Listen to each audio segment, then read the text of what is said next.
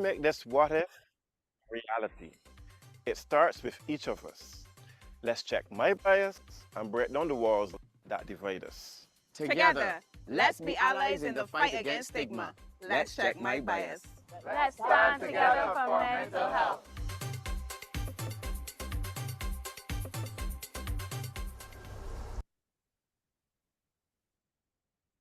Thank the Psychiatric Hospital for leading this campaign. So on March of this year, we initiated the advice campaign that seeks to bring down stigma and stereotypes within the country.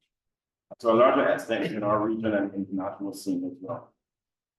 These campaigns are running in tandem. If you look around the room, you can see the Check the Bias campaign. For Signal is leading the mental health this campaign. If you look to your back left, Dr. Sue, one of our consultant psychiatrists for the community, she's also leading preventing our suicide prevention campaign. And these campaigns are running in tandem, and one common thread among them is that of stigma. Before I forget, Dr. Drummond as well, another consultant psychiatrist, he's also leading awareness action plan campaign as well. So it's just about giving also an opportunity to thank the hospital as well for leading these campaigns that are timely and relevant. But mental health doesn't have to remain stagnant. Mental health is a journey and not necessarily a destination. Now, there are many things that we can do. Build a supportive environment. And this requires activism, which goes beyond this, but listening to what they have to say. Valuing them as the individual and as a person. If your corporation is big or small, you may not have a committee, which believe committees are environment, but at least you should have a champion person who speaks. So then things put your health into check. And of course, as leaders in the institution, we should lead by example. The health leadership necessary to understand, because you're a role model position or whether by assertion. Because of who you are positionally, you will lead that organization. So you can lead it down or you can lead it instead. And have consideration only probably that can get you success that you will do for.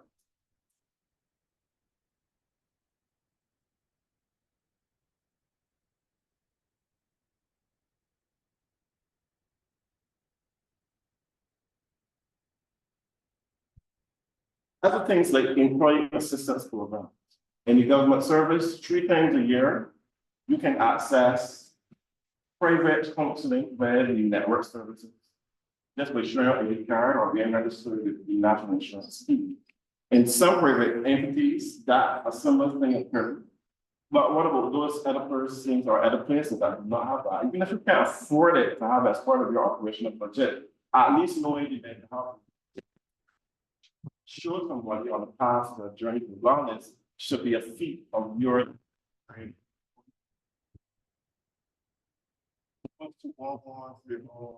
On what they mean, but there's anyone here you're not going to know about the staff that works here. You said that hospital number. We are still a very integral part of society. So 536-3091, some person they are located for a short code. Maybe that can be in the work, maybe a 711 or 811, which should make it easier, but at least you don't have to the person that through yellow pages to figure out how to get here, what kind of services you offer, or if voluntary or paid. Giving staff or allowing staff to have breaks as well reduces the risk of burnout. Sometimes all it calls is making an announcement over the phone and say, let's take a break. Let's have 5 minutes of play. Wear sneakers on Fridays. You have chats, have seminars such as these that really work well. How you can change things that incorporate practices into your operational environment. How to reduce your current workload into manageable workload. Pre-pandemic, working remotely was not something that was culturally accepted in our business. But to assert continuity of much businesses through the pandemic, only those that could afford to put their businesses online tried. Some businesses emerged and a lot of other businesses collapsed. because they do not have measures that facilitate continuity, flexibility. Obviously, us in healthcare, we don't have the flexibility of working remotely. We did some sessions, counseling, where, but we're really talking about medicine, so really require face-to-face management. A lot of us didn't have that luxury. Peer-to-peer support. Bolster the dynamics among the two. Team is a group of individuals, and it goes beyond that. With a well-oiled machine, each interrelated part reacts as a dependency on the other. So if one is not working, then the whole team is not working. So you can say I'm doing my part well, I'm doing my part well as an individual. When we put those things together, the team or the organization does not function well.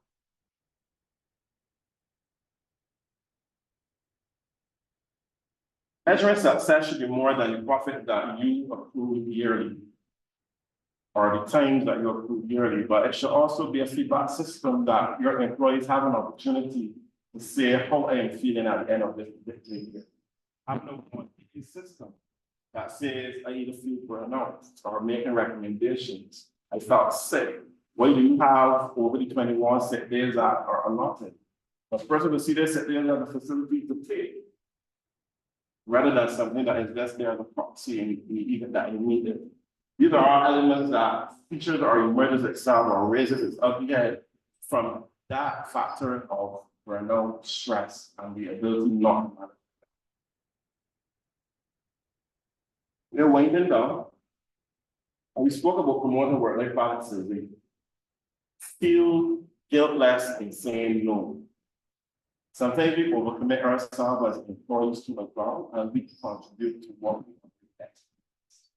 We feel that it is our part to take up the slack for our organization that is not our staff. It is not your job. It asks you as an employee, yes, but it's not your problem. If you dare say that are you going to work flexible work arrangements or flexi, that is a personal condition. That is not an obligation of you. It is incumbent on those leaders and organizations to ensure that staff, that organizations and departments are adequately staffed.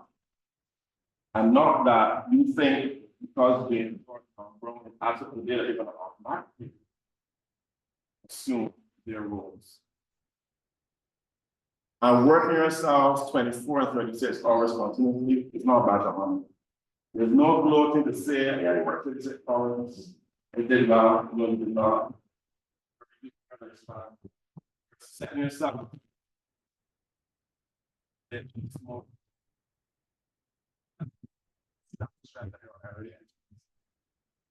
Also, food eating, putting the fridge every 15 minutes. That's not a big meal, but you still think you need to get. So we talk about NCD management, we talk about violence and being emotionally confident. All these things are something consequences of stress and not managing going well.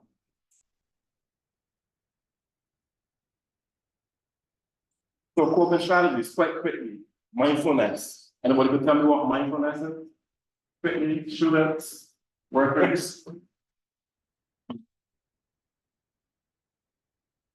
So mindfulness is just being present in the moment. And then start talking, it's going to be quiet. Tell me what else you hear for the next minute. Focus, even if you have to close your eyes. Tell me what else are you hearing?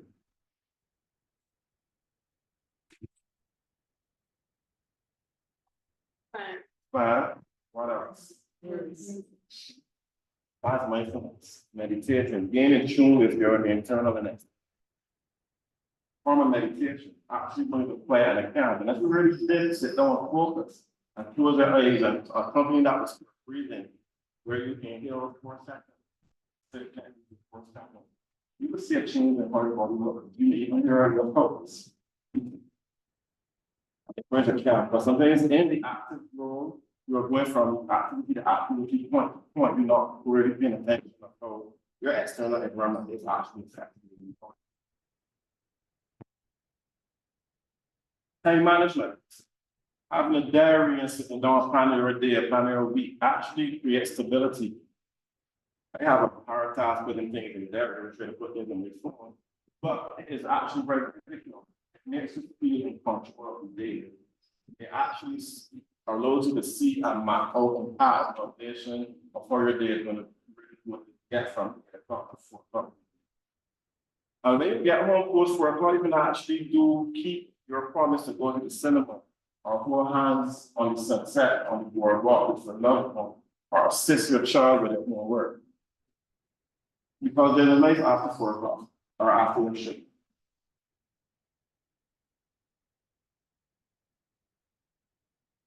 Talk about the exercise and the rhythm, but to more focus on the exercise part. You don't have to do things like Darcy backwards and stuff, but actually keep moving, active. Use these stairs or something instead of the elevator. Take a walk and change the environment from your desk, if you sit at a desk and going to 8 hours, and go on the external terrain, eat your lunch, maybe on the beach, get away from the working environment is what I'm actually preaching. And move and keep moving. Obviously, this will be accompanied with hydration. Lastly, seeking help. A lot of times we know that there are a lot of red flags present. We know we're not quite ourselves, we feel discouraged. We know that we feel stressed. But yeah, we think we can still handle it. And we try to trick ourselves that I can manage it. And it's only when sometimes you find yourself at a deteriorating rate.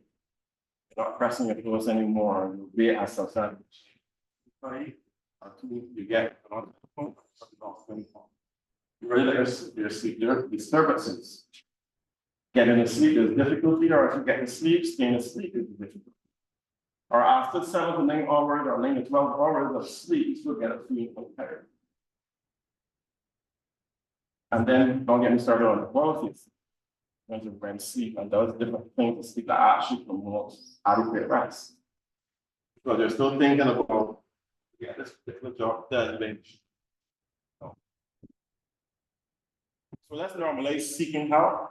All the services that you have at your hospital are voluntary in that sense.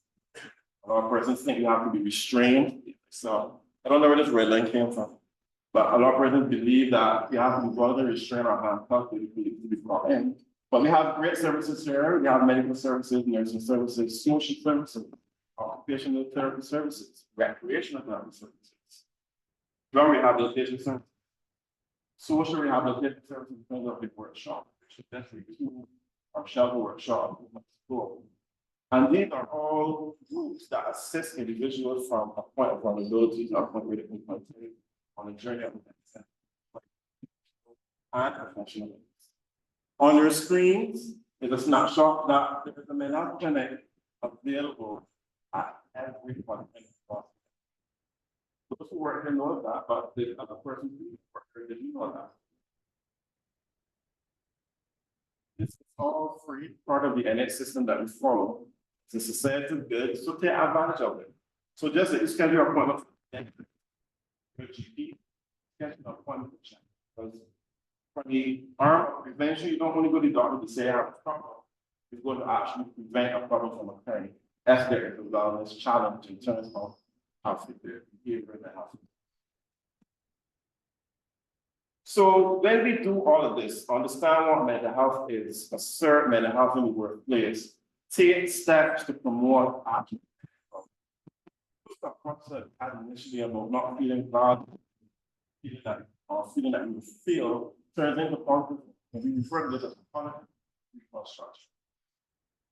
So you have positive thoughts that I can handle this project. I feel value at work. Come and work for these things.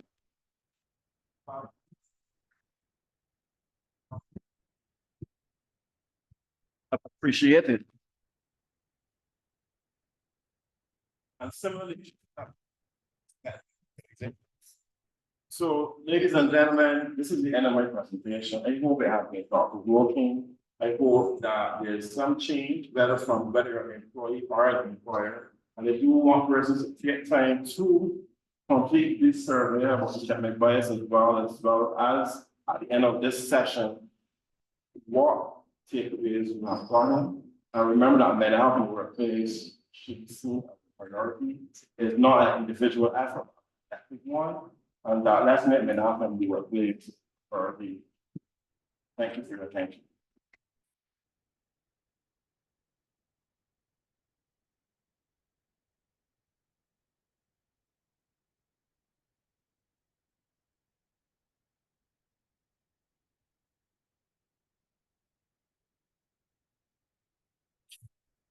Thank you, Mr. Lewis. I don't see any questions in the chat. Feel free, leave your questions in the chat and we will get to them as we go along. So our next presenter, so we're gonna mix it up. Personal experiences along with expert advice. And our next presenter is Mr. Robert. Yes. In his working life, Robert was a founding partner of an international wealth management firm. His work included advising individuals in his office and groups in seminars about their financial plan. And he made regular guest appearances on a local radio station. Now retired, he looks quite young. Robert devotes his former work time to mental. Talk to as many people as possible about mental health in order to raise awareness and reduce stigma. His motivation is born out of his own mental health journey, which involved burnout, anxiety, and finally recovery. Well,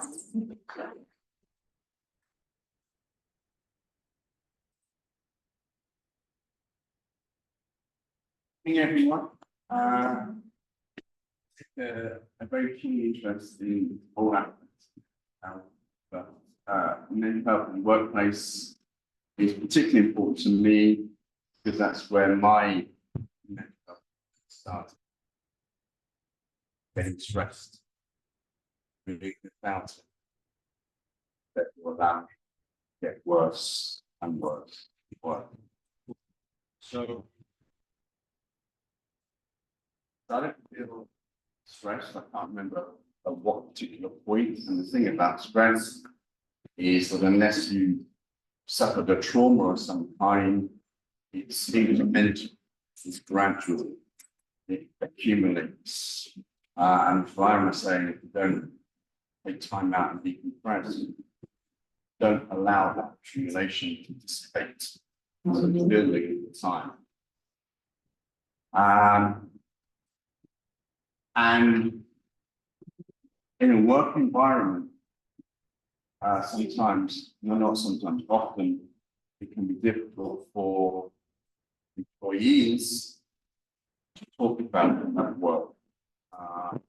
They're reluctant to talk to their employers for fear that career prospects may be affected, that they will be looked at in a different light.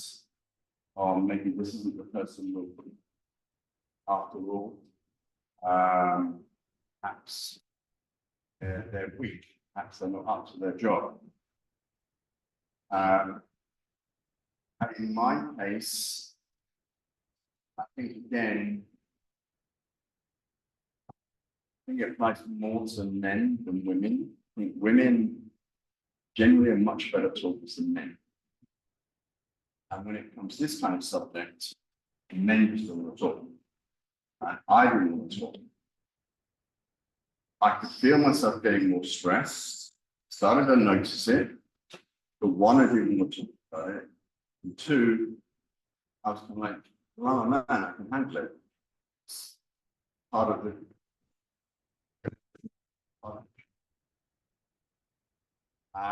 which was a big mistake. As I subsequently learned, and it really is important to talk early on. I didn't want to talk. I didn't want to tell anyone because outwardly I was successful. Outwardly, I was providing well for my family. We were doing nice things, doing nice vacations, and everything was good. But internally, I was starting to struggle. And the physical body and the mind has limits. Push on those limits, then something that's going to break my very seriously. So I didn't really want to tell anyone in my family. I didn't want to tell anyone at work. I didn't want to tell any friends. So started by going to my GP, which didn't help me because it was like strength, short-acting benzodiazepines. Now, I was busy at work, I was stressed, I trusted him, didn't do my own research.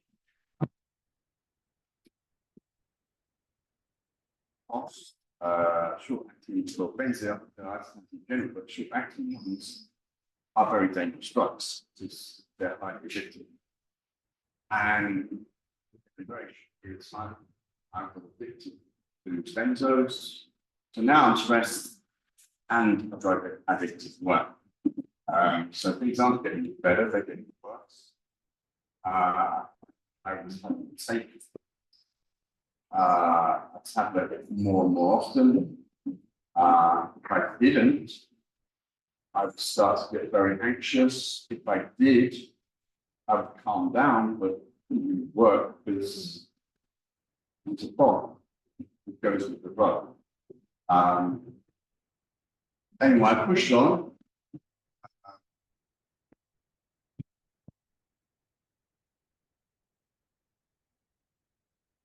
Actually, that's it. My body, my mind said, no, no. You've been pushing way too hard, too long. Wait.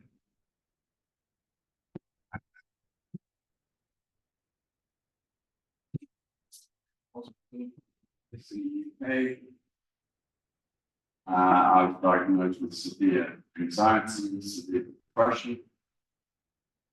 I didn't stay in hospital as long as I should have done, because with the depression, I started to get psychotic episodes, paranoia. I was convinced I was in such a bad mental state. It's start that hospital around to let me. So I pleaded with my wife at the time to get me out of it.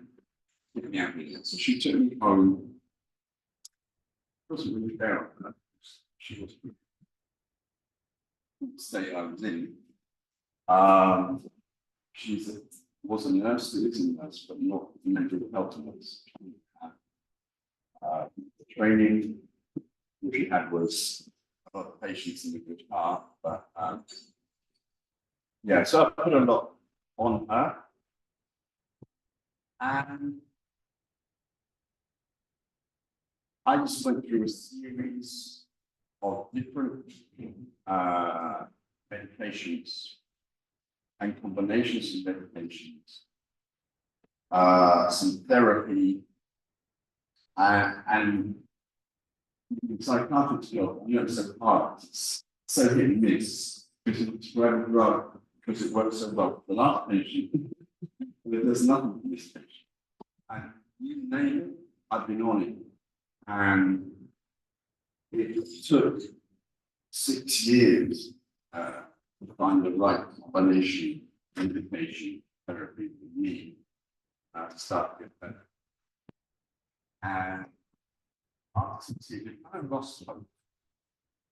No, I've been on everything, and I still feel bad. So, and yeah, I would say anxiety and depression go hand in hand, and possibly they're things. I'm not sure you managing the negative way. To give you an idea, in my case, on each of those, anxiety wise, my wife essentially became my carer. So,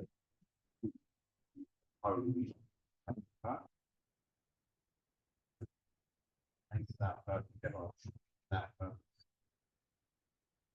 if I tried to go to the shop without her, I sweat profusely, and attack me. Go home. have good nails now, but started to have it on my nails when I had anxiety. I'm picking right down.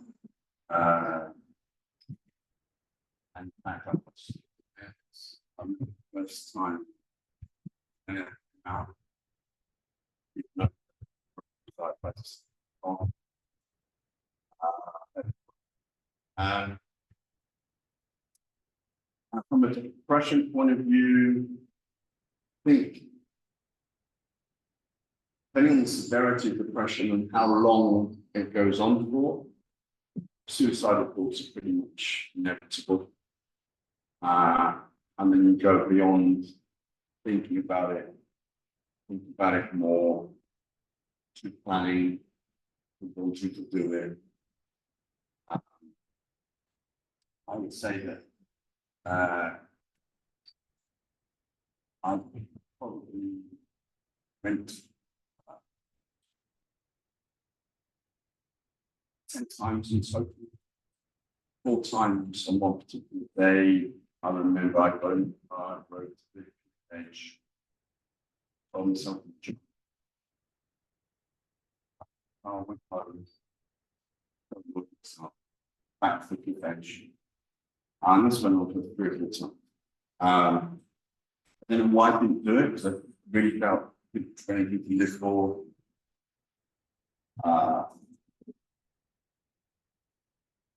Very bleak, very black. Sometimes I think maybe the reason I didn't was so that I could do things like I'm doing here this morning with you. Anyway, eventually, as I said, I did recover, and I'm absolutely fine now, thankfully. And so, like I feel duty bound to kind of share my experience and really try raise awareness about mental health and set an example, if you like, about talking about it. You know, I've been to the worst possible place with mental health problems, but I'm willing to stand up and talk about it. So anyone can talk about it. Everyone should. It shouldn't be stigmatized anymore. That's what Brian was saying. So, in conclusion, I would say like 2 messages. First one is for people who are not struggling with their mental health. The message is, don't be complacent. Don't think, I thought it could never happen to me. I was fine. It can happen to anyone. No one's immune. And statistically, as Ryan was saying, you've got about the same chance having a mental health problem in your life at some point contracting cancer. So it's not a rare thing. So be aware of it. And in the workplace, when you're starting to feel stressed, don't just push through it. Because you can't. You know, I thought, like I said, I thought I was Superman at work, but you know, I was pretty wrong. If you push and push, you will break yourself. And consequences are dire. You know, avoid that by talking about it early. And with any problem in life, by ignoring it, it doesn't go away, it's getting bigger. And in the case of health, it's even more important, right? Because the consequences of not are serious for you, your loved ones, everyone around you. So you know, don't be afraid to seek help.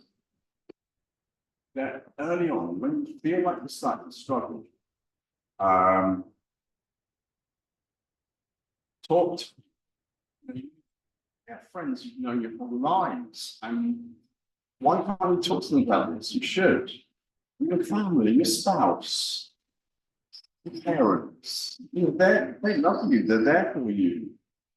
They would hate you're going through something alone when they could be there for you and want to be there for you. And from an employer's point of view, there has to be understanding at work from employers. Human resources departments in large organizations, all too often.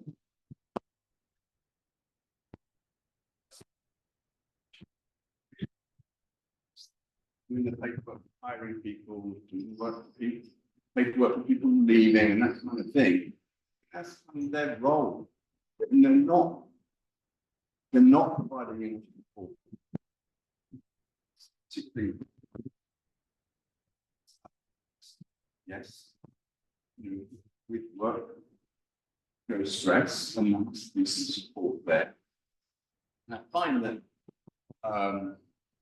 where employers fall down is that they're not giving their HR. Right? They're not sending more to learn how to support their employees. And I think that is a big mistake on the part of employers, very short-sighted, and it kind of shoots themselves in the foot because, again, as Ryan was saying, if employees get suffer from stress and burnout, it affects its productivity. And the company loses money. So why would you not invest to prevent this from happening? And the other message is people who are struggling with their mental health. And I used to say that no matter how bad things seem, you can recover. And with the right help, will recover. And I know that's hard to believe because when I was at my worst, I didn't believe I would ever get better. I thought I had two choices, either permanent depression the rest of my life or suicide.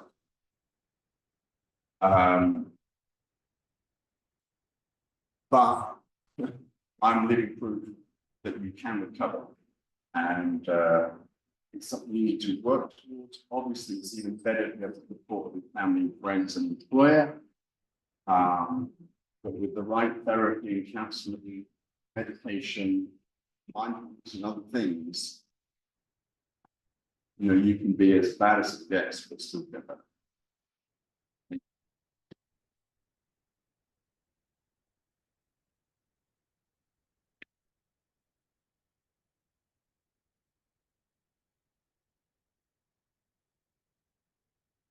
Thank you. Thank you so much, Robert. Do we have any chat?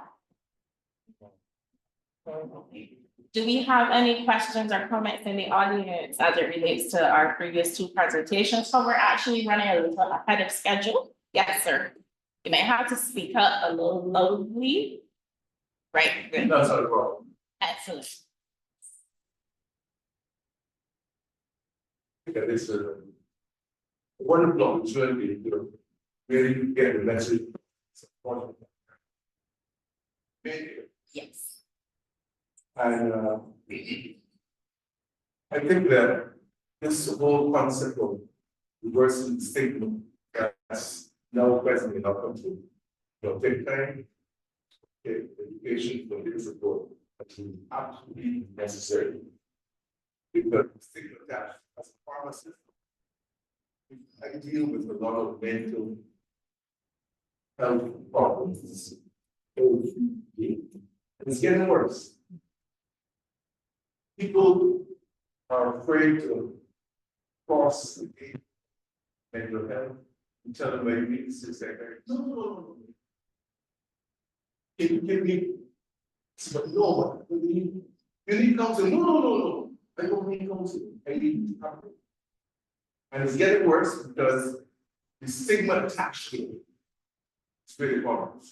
As soon as I start to talk about counseling, as soon as I start to talk about finding a solution which is mental health issue. There's something wrong with that. But I'm a living testimony of the fact that we need to deal with the issue of mental health. Because I thought, seriously, 50 years to me as a pharmacist. I will link them one. That's it. Having had 6 businesses, I know only one. What has happened over this year? I thought it was, and going back to what Robert shared, I felt that the more want to be, that was my captain set that from. The more you want it, the more I will give. So I worked 7 days a week. Till one day, I had a collapse. A collapse at home on Sunday. And my son took me to the doctor, said, yes, go to the hospital. I said, yes. Took me to the hospital. Before I got to the hospital, I went to my heart stopped. My heart stopped, I was swimming up there. And thank God for the balance. I died. I really actually have the CG paper that showed my black line.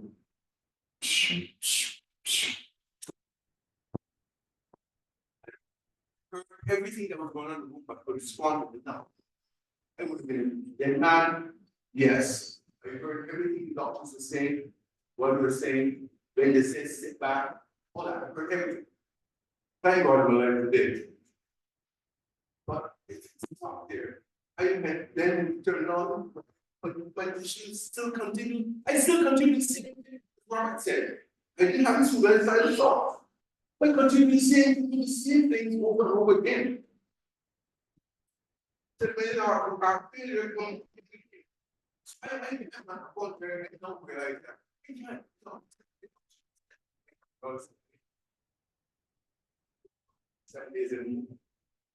You are someone who work for this 2 days a week. So I said, this possible. Said, if you don't work 2 days a week, I'm going to do it also.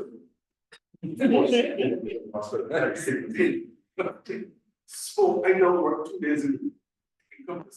This because Mark, the president was says yes, she found the research, but maybe.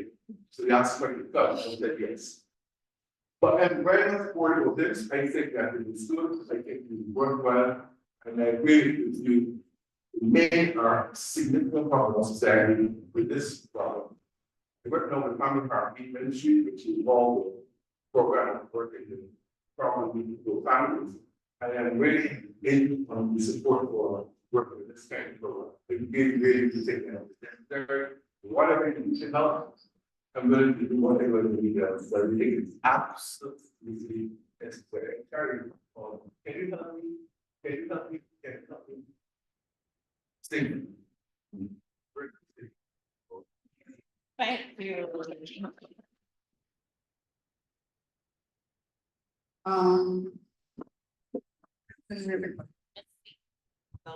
Sorry, project when it goes on. Okay, so I wrote down what I wanted to say so that I wouldn't forget. Mental health and as a civil rights, in my opinion, is an ideal, because the workplace does not lend itself to in practice. In the private service, profits are the bottom line, and in public service, there seems to be more focus on political agenda, interference of bounds, and to my require greater attention, get serious attention, so that a lot of what Mr. Lewis spoke about in terms of burnout and anxiety and stress and overburden that will abound among the same proponents of mental health and wellness in the workplace, right? I want to find out, Mr. Lewis spoke about 4 distinct campaigns that are currently underway, managed by 3 doctors and himself being the 4th person. I want to find out whether there has been any approach made to government in my opinion, sorry, I think that family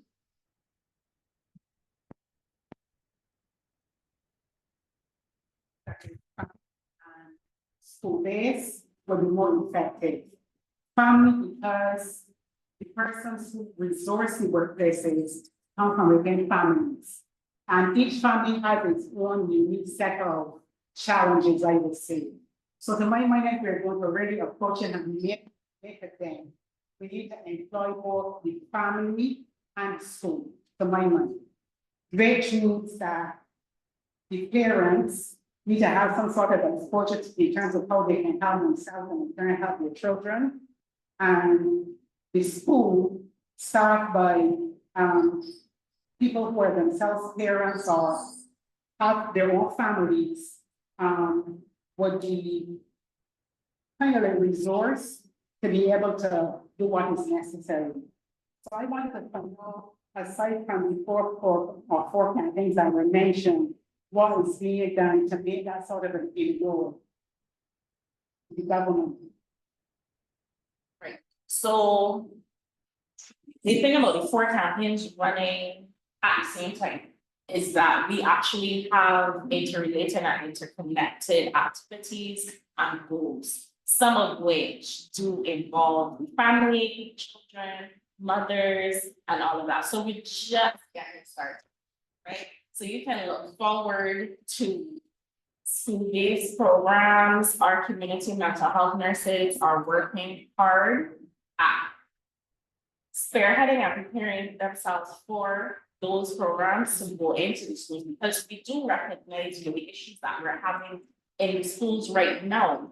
And the fact that you have to start from young with the mental health education and the lack of social workers, psychologists, and counselors in the schools, because they're right, one counselor for schools cannot make the difference that it needs to make. But it is better than before, because before the primary schools didn't have it. They didn't have any social workers. We only had one counselor at the school. Now we have persons from the student support services, individual education, employee counseling. They do have multiple schools, but they provide this to the guidance counselors. So we are getting there. We're better than when I was in school, and that's not that low. But we do have a long way to go, and we acknowledge that. So just give us time. We are accepting that involving the base organization as well as the family, the workplaces, because you're an entire human being. So we focus here at Psychiatric Hospital, your entire person. Oh, example of what you said, I think is commendable. It really is commendable. I was talking more in terms of. They can't hear you. No, I was saying that what Dr. Ford just said, or Hill said, is commendable in terms of the effort that is being made. But I was speaking more in terms of having a more broad-based approach, so that, say, for example, things related to mental health and wellness become part of the curriculum in schools, for example. You understand? So that persons have this awareness. I was tuned in to what your speaker said about his own experience and figured that he could do it all. And then he totally relied on a healthcare practitioner when he wanted help. And he said that he was careful to say that he did not do his own research, and as a result, he became addicted. I also have a concern about that, because to my mind, Mr. Lewis spoke about Chanel for health. He talked about mindfulness, exercising, and so on and so forth. But the concern I have is that when persons have an issue, they normally reach out to a healthcare professional, and that person's word becomes law. What they say to do is what gets done. And very often, no, generally speaking, right? Because if you are a healthcare professional or some sort of doctor or whatever, you're given medication and you take it because the aim is to get better. Yeah. Okay, fine. You know exactly what I'm talking about, Dr. Ford. I just need to count, that's everything. Right, so I find, in my opinion, if a person is presenting with behaviors that are extraordinary, you understand, that are not the acceptable way to behave. To my mind, there is a lot of focus on controlling that behavior. And therefore, treatment tends to lean toward medication. And what I have experienced is that very often persons who have a psychiatric illness, you can pick them out of a crowd. You can pick them out because they walk around robotic. Some of them are drooling, their movements are slowed, it is weird. This is why this is important, right?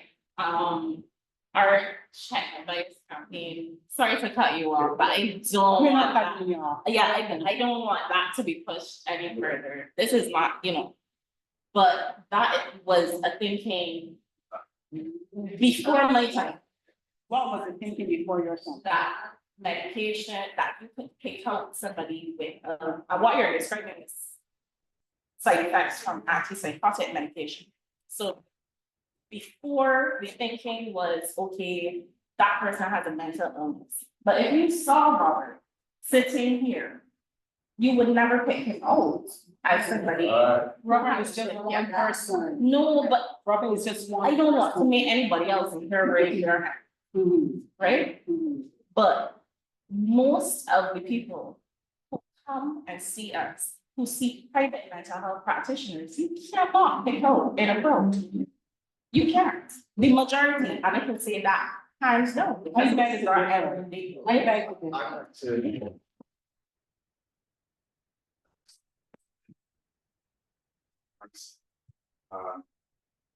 In terms of GP, given. Trying to act in terms of that, me saying, oh, that's my. Who happens to I don't want to go to the psychologist, I didn't want to go to some. This is going to the parents. It was okay to go to the GP. Because you go to the evidence, GPs are good for everything. The problem is GP. One of them to mental health.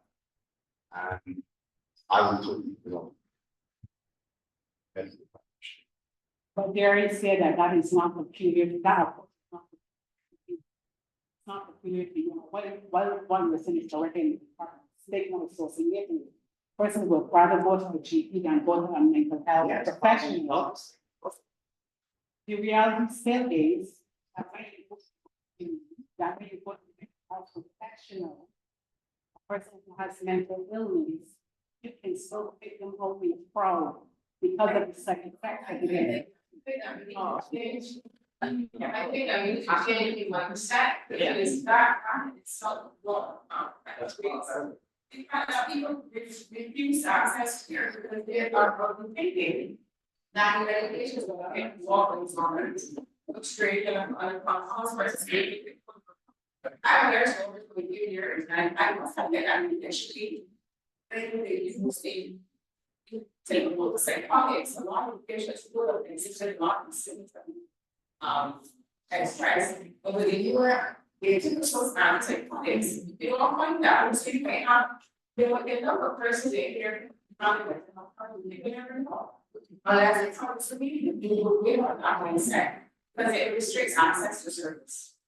I put that as well, but I do not want persons here, persons listen. Stick your head in the mud. Think, others say, well, we have a lot more. And it doesn't happen. Because what they say, actually, a lot of people see and know it. So let us first accept that. Let us not say it doesn't happen. Let's accept that. And let us mention some other ones. There are persons in more number that have mental health challenges. You sit next to a bus, And you go to a bank that try your case. That draft for, you're going to get your lawyer.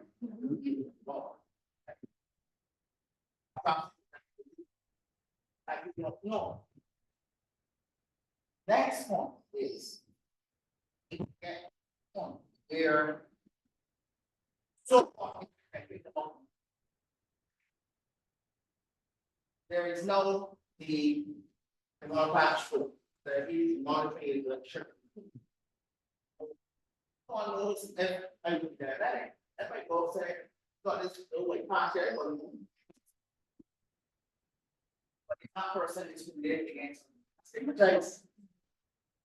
So, yes, they have, yes, you can no, yes, there are still some medications that will cause persons some things to walk out. The truth of the matter is that your medication that and not that are very costly as well. But it should not matter. The same way how you see someone with a broken foot, Yes. see someone with an amputated leg, it should not matter. But players must stay on. It can't just only be at workplace. Because it has level of mental institution, society, all of those impact self. So we're not sticking head in blood that don't happen, yes, because a lot of patients will come and tell you, you're not taking that, or at least don't hands are shared with them. Let us try to change and make that person different. Thank you, Doug. These are the conversations that I really love.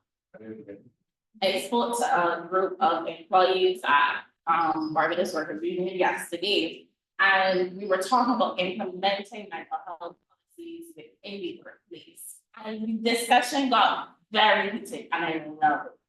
Because this is the beginning of change. This is the only way for it to happen with everybody involved, so that we can follow. So I thank you. It's time for our break. And we will have more questions after Dr. Chase on our other section. Also. I was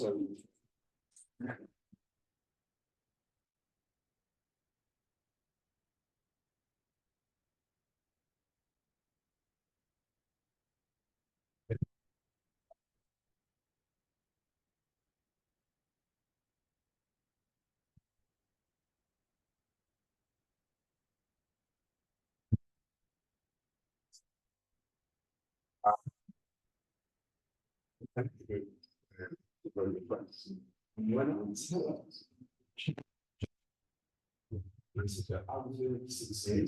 I was thinking about suicide.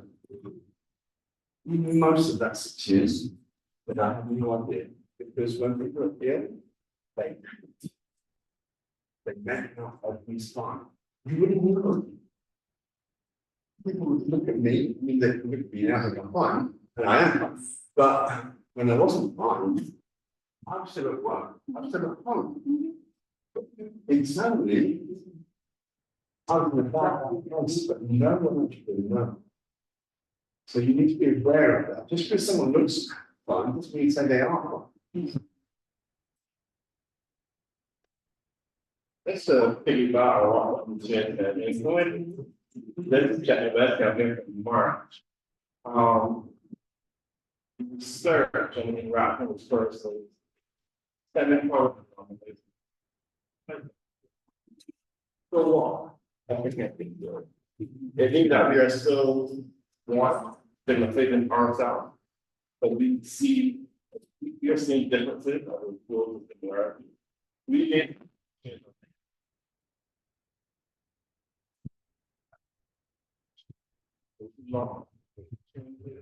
Person leave us, something that when you shout that is not how they say it choice.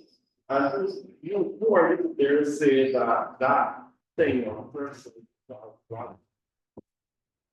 Should call action, that's what it's going to get. That's how you move from that point and get back to where you need to be. And you don't have to know the person, that's a little bit, that's quite.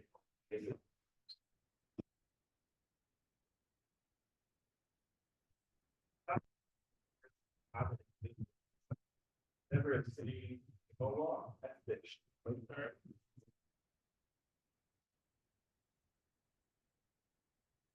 Same person with opposites, a better me and worse me. They're smarter than them. We saw our.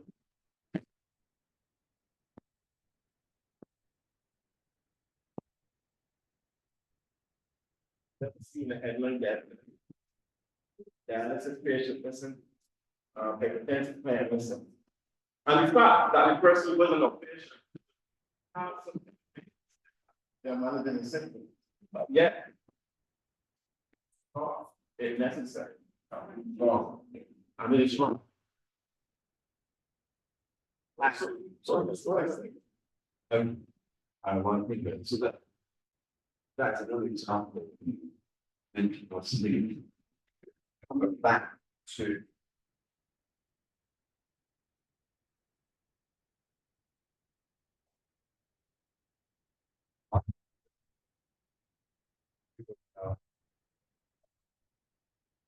Struggle, challenge.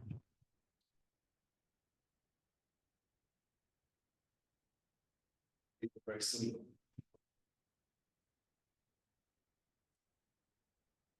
In my experience, if you go to the doctor and you diagnose you with cancer, you're happy to talk about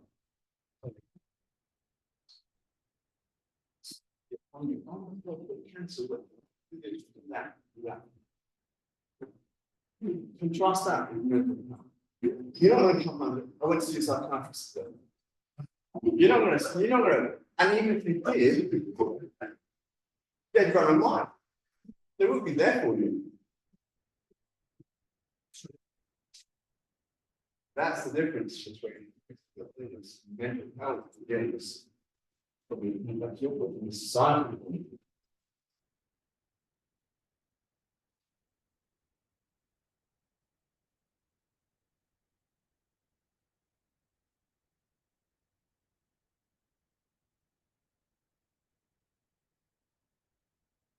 We have, very just now, Mrs. Chase Grant, who works at Barbados Love Service and used to be our head pharmacist here at the actual hospital, actually wants to speak to the issues with medication. So you can go ahead and unmute.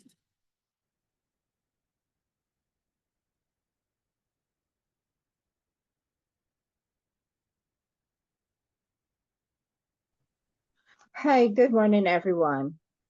I hope you can hear me clearly. Yes. I heard someone speak about medication and knowing that some person is taking a mental health drug. I know that used to be the case a lot before, but the Barbados Psychiatric Services has transitioned to a lot of newer medications, and you can still see some patients who might be on the older medications. And it might be a case that those medications have been working so well for those patients that they might not have been taken off of it. But there are so many patients who take medicines for mental health conditions that you will never ever know. One of the difficulties that we have in Barbados with respect to medication use is that sometimes family members, well-meaning persons might dissuade persons from using medications for mental health conditions. And what we have to do as a society is to recognize that the medications for, let me first say, we need to recognize that a mental health condition is like any other condition, and it should not be stigmatized. If a patient has diabetes, hypertension, whatever that condition is, there are few people that will try to dissuade that person from taking the medication for those conditions. And I can say that being in pharmacy for the number of years that I have been in pharmacy, I have seen the progression of the treatments for persons with mental health conditions. And what we need to do and move going forward is that we look for even better medications with different side effect profiles that will be of benefit to our patients. So I just want to clear up the issue that I heard someone said about if you're taking a medication for a mental health condition that people know.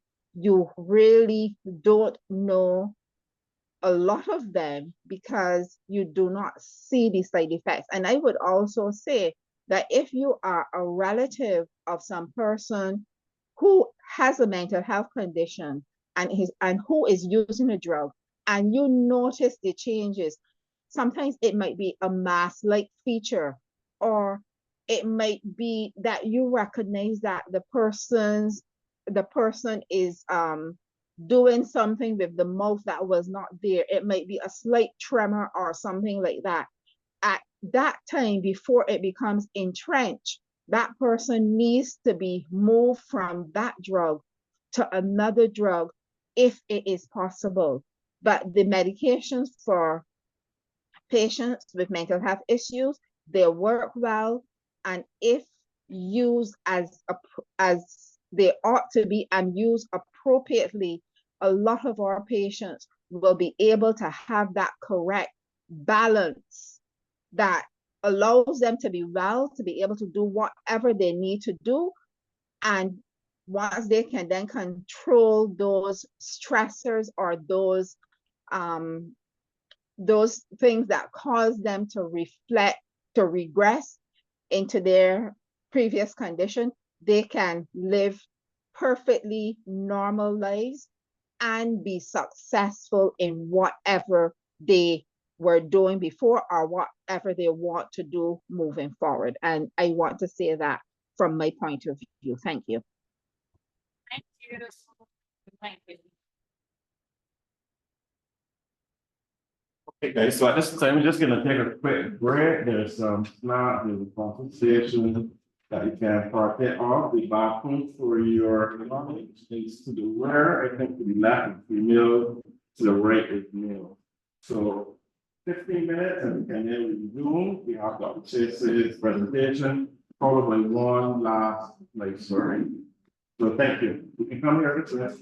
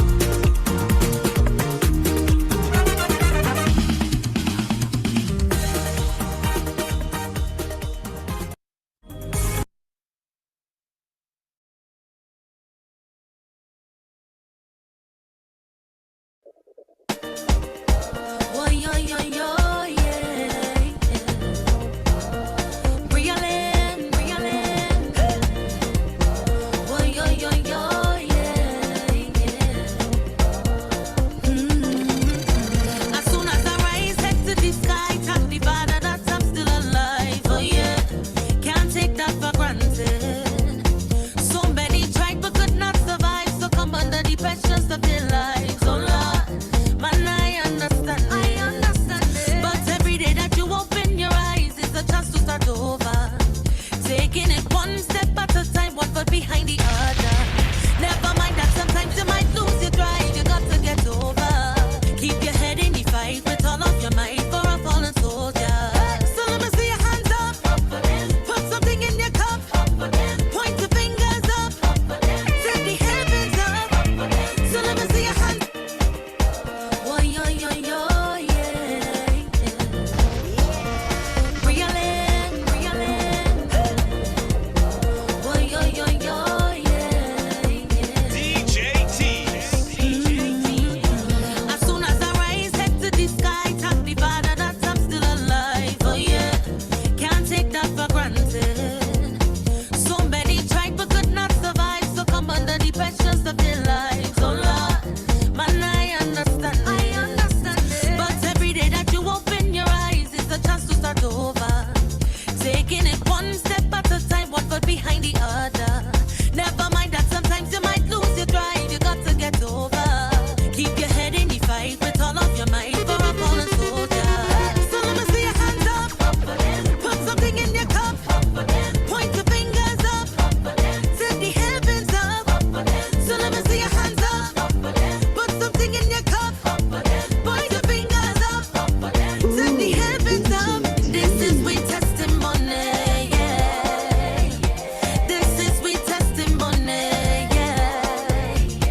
Soca is sweet therapy. Yeah. This is sweet testimony. Yeah. But I will lift up my eyes up to the hills, from whence cometh my help. Marsville. No one never asks how I doing, but I'm doing fine. When I needed someone to talk to, not a friend inside. So much love I got for the music, but I deal with fight. But God got me, God got me. Jehovah guide me, watch over me. One of God's chosen, them can't conquer me. 'Cause I'm blessed, I'm blessed, I'm so, so blessed. Can't you see I'm blessed? Oh yes, yes. Count my blessings, 'cause I know I'm God blessed. Don't got no time for no stress. Feels so good to be God blessed. Leave me alone, count my blessings, 'cause I know I'm so blessed. Don't got no time for no stress. Feels so good to be God blessed. Leave me alone, I'm blessed, no stress.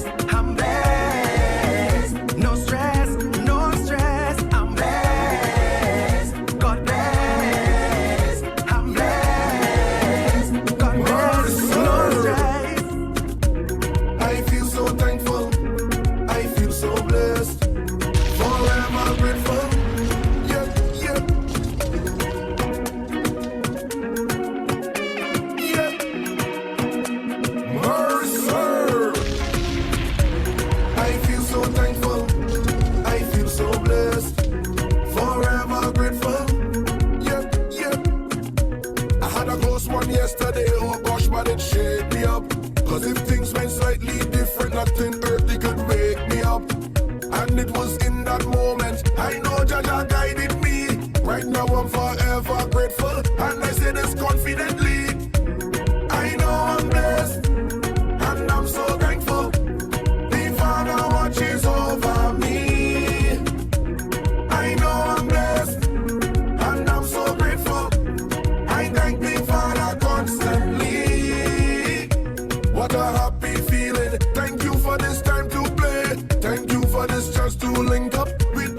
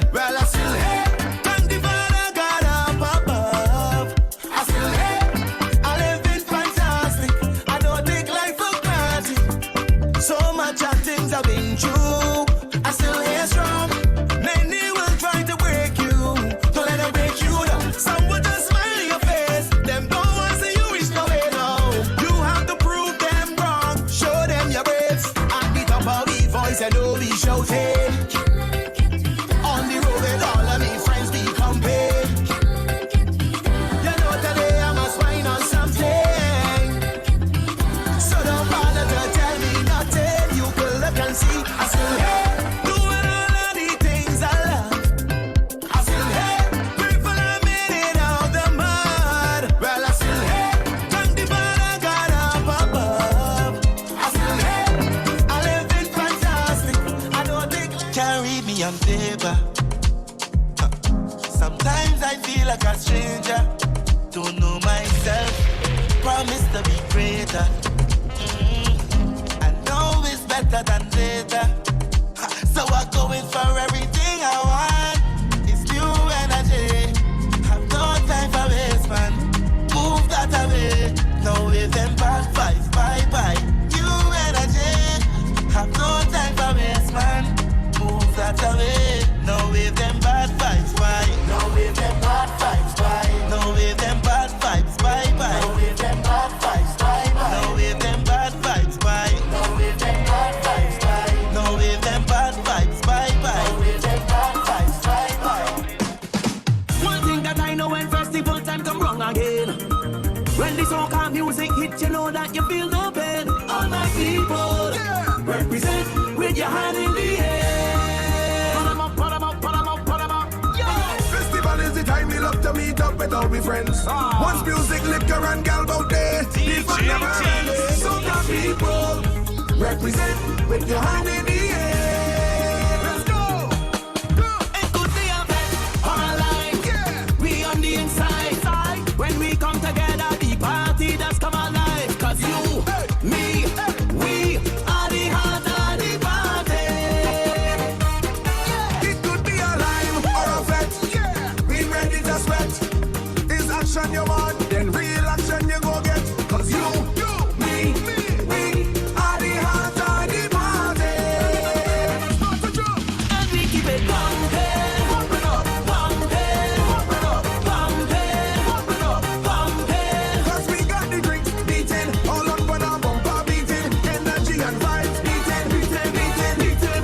See how yo, they always try to out my fire, put obstacles in my way. The father wake me up this morning, this is what he said. I'm a winner, I'm a winner, I'm a winner, this is winning season. I mean, so nothing can hold me down. I'm a winner, I'm a winner, I don't have no time to study people. I mean, so nothing can hold me down, cause I come out here to win. Go away at night, all them haters, move up in front, me go behind. Now why would you get out my way? Go away at night, all them haters, move up in front, me go behind. Hey, don't trust what they say, cause they don't want me rise. While I try to survive just to get ahead in life. Whoa, but I decide I will look to the sky and put my hands in high and wave the devil goodbye, cause I'm a winner. He's a winner, we are winners, this is winning season. I mean, say nothing can hold me down. I'm a winner, I don't have no time to study people. I mean, say nothing can hold me down, cause I never stop when I out on the road. All I need is my company, cause I can't do this alone. All I need is a cold drink and a rag in the hand. Now I'm ready to go down there, cause my whole team understand. I'm betting and I like it. The hand on me and watch how I'm whining. I'm betting and I like it.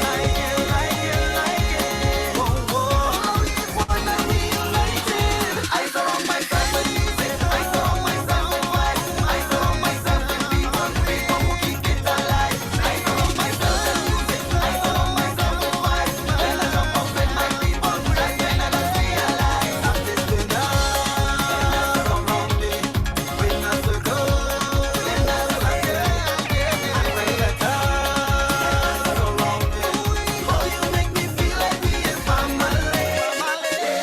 I never thought that it would have been so good. It could have been so right.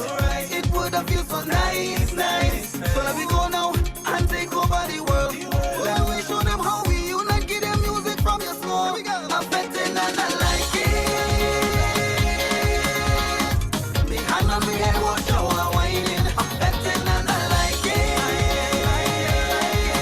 Oh, oh, we is one and we united. I surround myself with music. I surround myself with vibes. I surround myself with people who keep it alive. I surround myself with music. I surround myself with vibes. When I jump up with my people, that's when I just realize I'm this winner. Bruce Lee Almighty. Yeah. Come back, carnival. I can't wait until tomorrow. But I don't know what tomorrow will bring, so I'm parting away my sorrows. Come back, carry back, but I can't wait until tomorrow. But I don't know what tomorrow will bring, so I'm drinking. Bring something, cause everybody chanting. I can always get down for the road again. Wallow in the back, get on by with my friends. I want you to take something I play it in the air, river in the air, right now we are playing. I can always get down for the road again. Wallow in the back, get on by with my friends.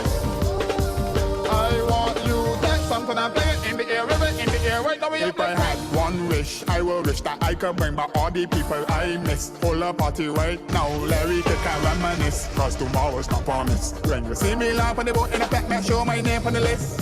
Officer, I beg you don't then leave it. See like another tune, DJ turn up the set. 10,000 people jumping at the crowd. Them said they're not going home, shout out loud. Come back, carnival. I can't wait until tomorrow. But I don't know what tomorrow will bring, so I'm parting away my sorrows. Come back, carnival. But I can't wait until tomorrow.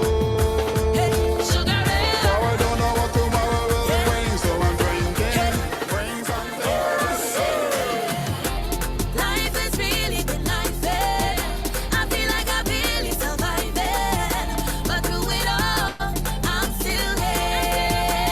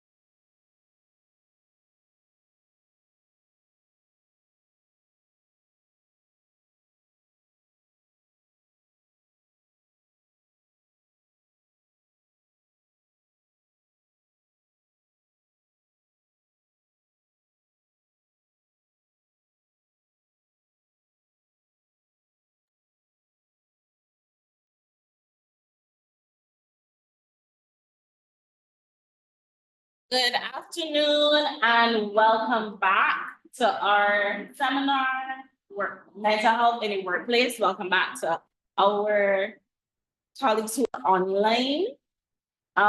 One of the feedback that we got was that the audio cuts in and out. So obviously, if you're asking a question from the back, it's not going to be as clear because this is the mic. Right? So I know that everybody does not necessarily want to be seen on camera, and that is not a problem. But I'm going to ask you for questions and comments. You're going to have to make your way here. You can line up here and speak as close to it as possible so that those online can benefit from what you are saying because they missed some of the conversation. Right? All right, so our next presenter, you've heard a bit from him already. And he's no stranger to those of us at Psychiatric Hospital. Dr. Ronald Chase is a general psychiatrist with 15 years of experience working in the field of mental health with children, adolescents, and adults.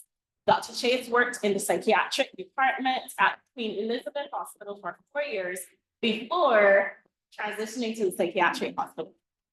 He has a keen interest in addiction and forensic psychiatry. Dr. Chase sits on the board of the directors of the National Council on Substance Abuse and the Substance Abuse Foundation.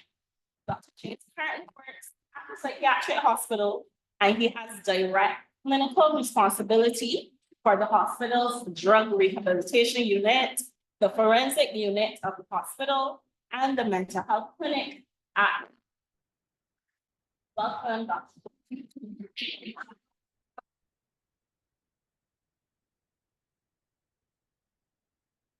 Good afternoon.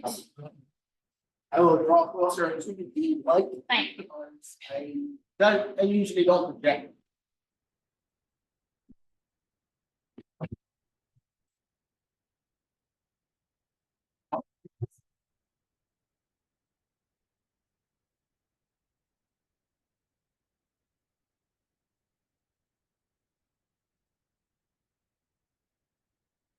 You know,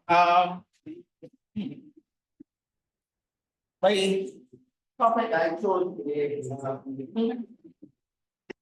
really came from mental health and substance use policy within the workplace. Why is that?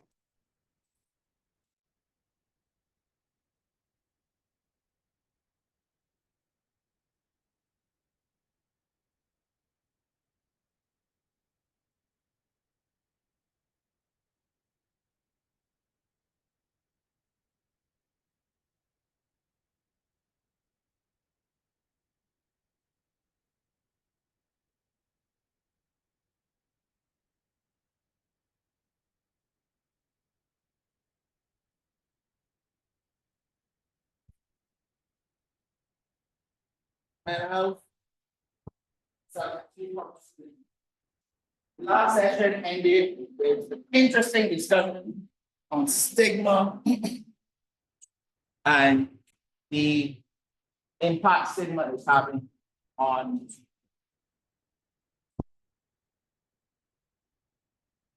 society. Firstly, how stigma is what drivers stigma. I mentioned earlier in that discussion, one of the drivers would be self, yes, but many drivers at different levels. The mental, the institutional, societal, and self. We are here because we want to speak and address mental health in the workplace, but I do not think that it will be as effective unless we start making policies around mental health substitutes in the workplace. Because until our policies are reflective of that, we don't have a whole changes. Stigma associated with mental health or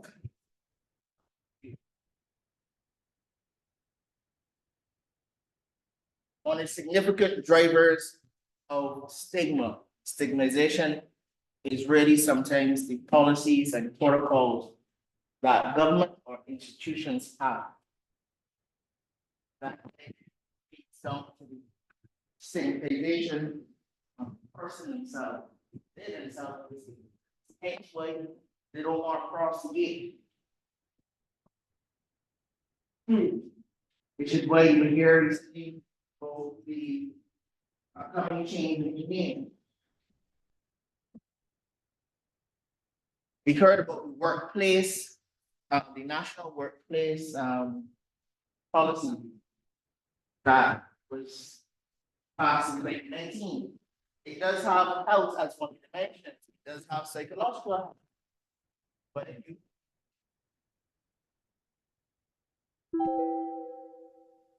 it really doesn't tackle with any great depth mental health or substance abuse.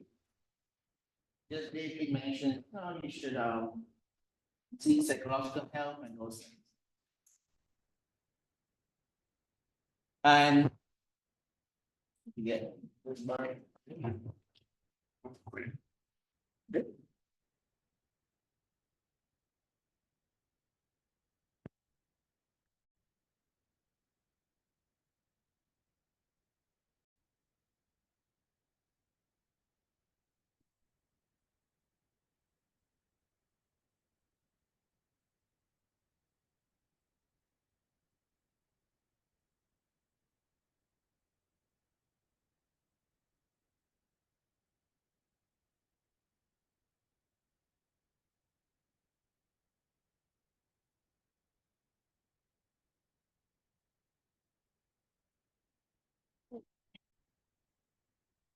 %, more our population has some mental health challenge at some point.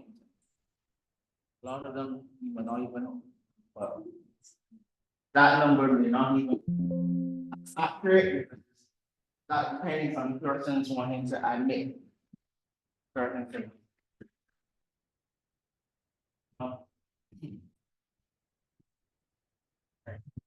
And during COVID, that was mentioned earlier, a lot of focus came on mental health, persons' mental health and well-being.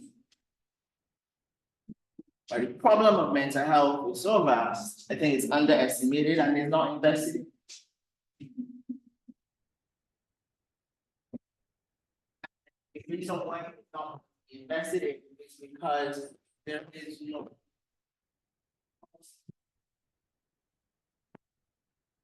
The guiding but yes, the important thing is letting all of us and the staff and employees and anyone working about their mental health. But without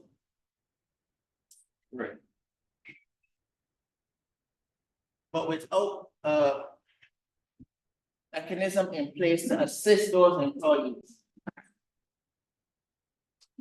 then where they want to get help from? How are they going to feel? Oh, I want others of get help.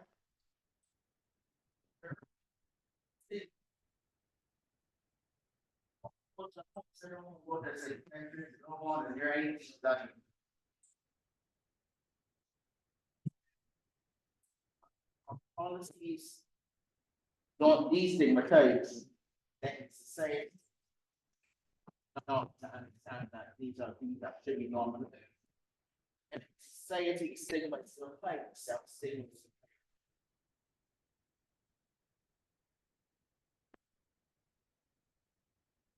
When we don't, and today I thought our approach is kindly with the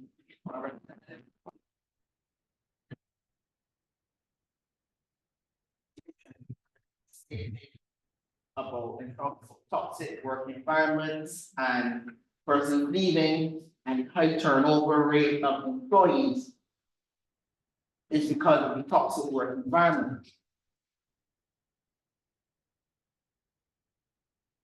when we don't have any work that's not prioritized or trained, their mental health of their employees is important.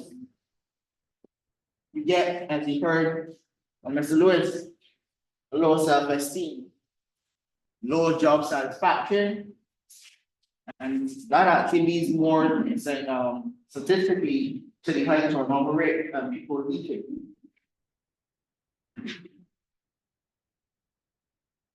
And the issue and how it affects an institution or a company, every time you get someone new, you got to train. Yes, they come with relevant qualifications, but every job and every place you work has different. You don't have to learn how to function and to work within that space. And if you're constantly turning over, then you don't ever get someone to actually, you always training, you always in that training module. Absenteeism, that's major. Increase productivity, because if you don't have the satisfaction, you ain't got the motivation. Supposed to have 5 people today, but only 2 show up. And if you try to work the 2 that show up, trust me, tomorrow you go. Or not. Then on the other side of it as well, for persons who may have known or developed mental illness and are in the workforce, if the workforce is not supportive of their staff, then it can't work. You say, oh, okay, well, you're medically unfit. And for those who may have made enough murders, enough NAS contributions to get something for NAS, that may take a little while, but you might get something. But know that funding from the NAS is not 100% of your salary. It's only a percentage of your salary. So the rest of your income. And yes, one have good.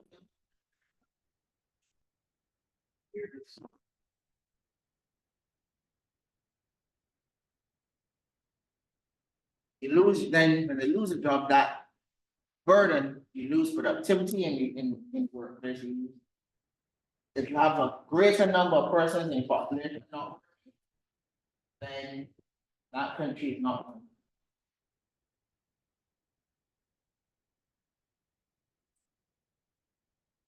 Then when you have less people working, then the government has to pick up the slack.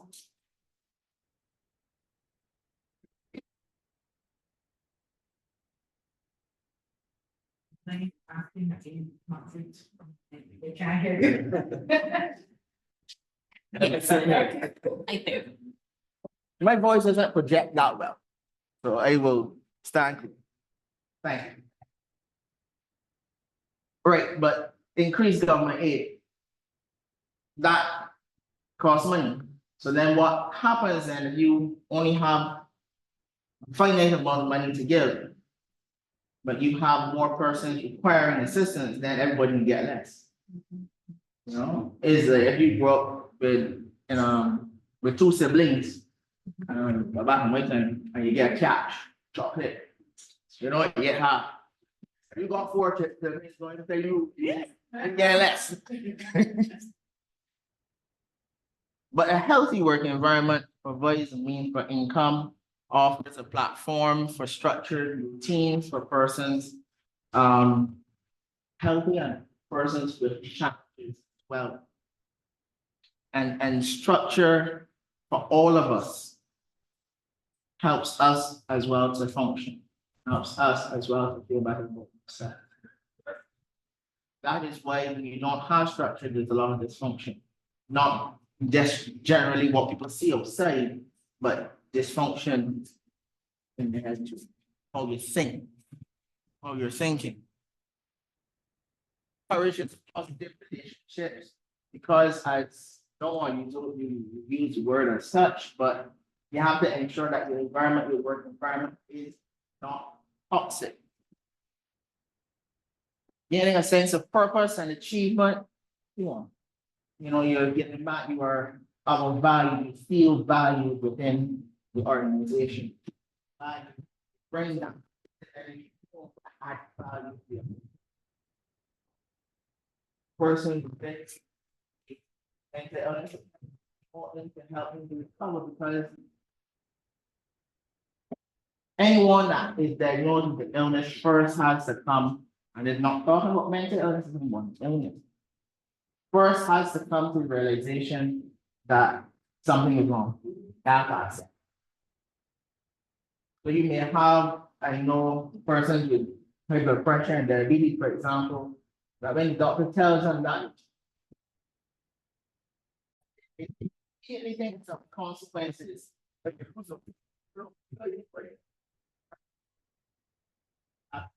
Accept what the diagnosis is. But being still okay, recognizing that you're still functioning, you're still working, you're being supported in that, gives you the understanding that that condition does not define or describe you. Not that person first.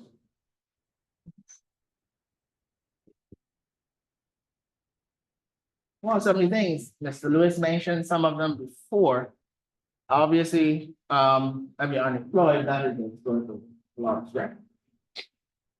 Unstable, where, for example, if I bring in context, you're subbing for people. You don't know exactly how long you're going to be about a particular income. Like here, a month, you go home, 2 weeks, somebody else call you back and you go back in. Like the hotel workers, they will tell you, particularly in the off season, it is very stressful for them. Because they're only brought back in when there's a big need. So what you do in between, but you still have to keep yourself available when the phone call comes, oh, we need to come. And erratic payment schedule, so if you don't have steady employment, your payment comes back. Or if you have employers that don't pay the schedule, or if you get to put your salary on, I ain't gonna pay you to check 2 weeks later. And either the mortgage company or the landlord calling for the rent, because let me tell you how you get paid. The bank calling for you to pay with your credit card.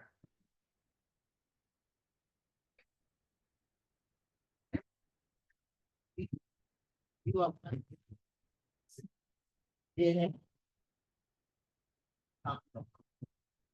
Every month. So you get job dissatisfaction. Get disengagement. Because I'm working, but yet again, my creditors calling me all the time. Discrimination and stigmatization within the workplace will be a barrier for anyone having challenges trying to seek help. Anyone who would have had a challenge and returning to work, trying to return to work as well. Because you fear people are gonna look at you differently. You're gonna treat me different. I'm not going to have the same advancement in my job as others.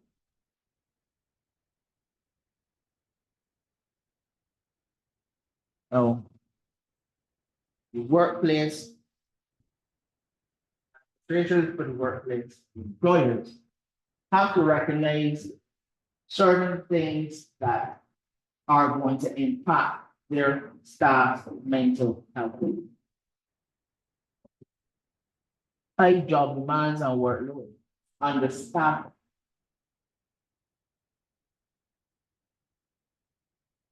You don't have the number of staff to do the job. Can't expect the job to be completed. Because every job usually takes 10 persons and you only have 5. have the job completed, we need double time. Because if you expect the job to be done, the project to be submitted in the same time frame, that adds stress, that adds a very unhealthy atmosphere. A lot of tension. So yes, in this season, we speak about a lot of cost effectiveness of businesses, always looking to streamline their company to maximize profits and minimize. But if you overwork your workforce, you're gonna have less productivity. That is one.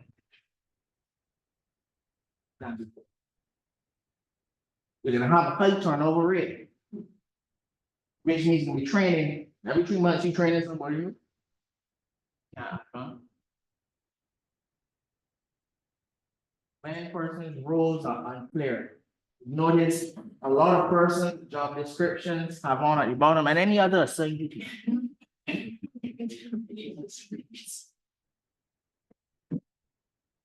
I will also add in there low job control.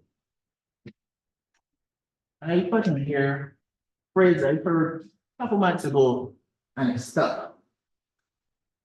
You're given the responsibility to carry out these functions or this task, but you're not given the authority to do it.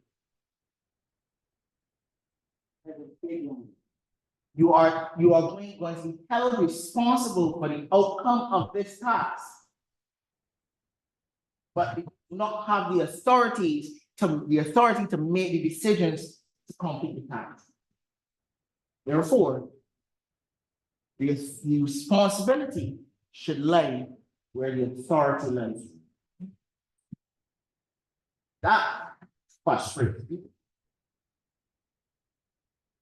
Then you would say, oh, let me doing the job. Okay, do my job. I don't have the authority to lay out the game on you.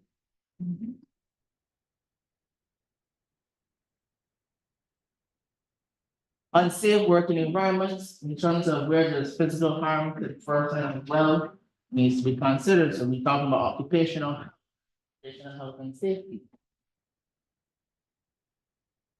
If you're going to be working on a construction site high up, they need to ensure that you have the various practices available so that you can do your job without the fear of falling.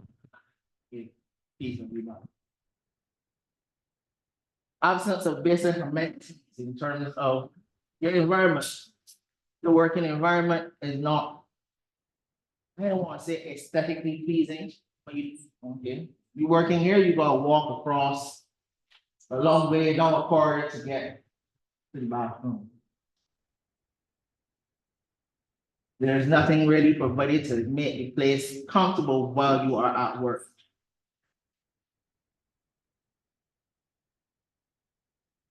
Notice that I speak a lot about things. Right. Stigma of mental health. We are not going to get help, and people are not going to get help for themselves and go help unless they don't get stigmatized.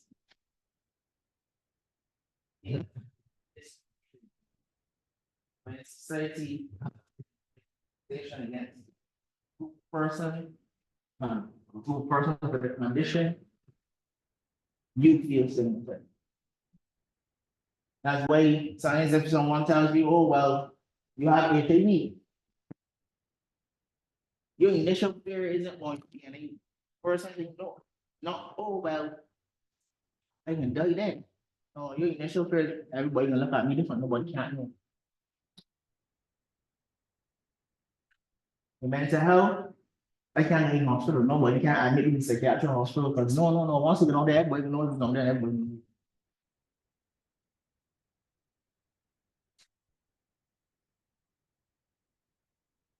Said again, it is mental health and substance use, the highly stigmatized.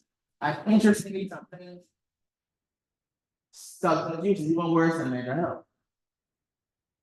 Because the names are called, like persons are called when they abuse substances, is very unhealthy, particularly female.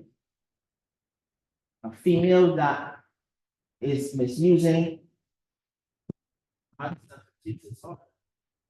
because of the societal's perception of her role in society and who she is as a woman is lower than that would ever reach from me. Is an unfit mother, okay? We male don't even go home with children. You train, children still living with you, he's a living, eating.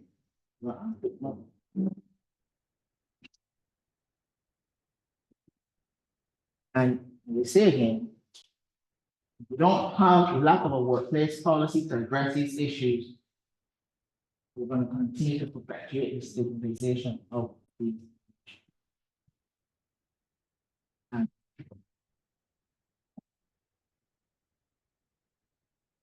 mentioned already, these in terms of loss of employment and people not being wanting to employ you.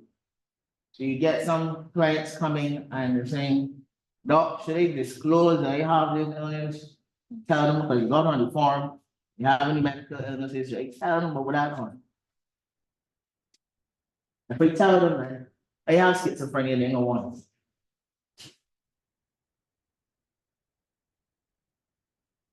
If I go, they don't tell them no, they go to work, somebody see me walking a little about their car. Let me handshake a bit or shake a cup. I'm going to Google Doc. I just got it. Sting.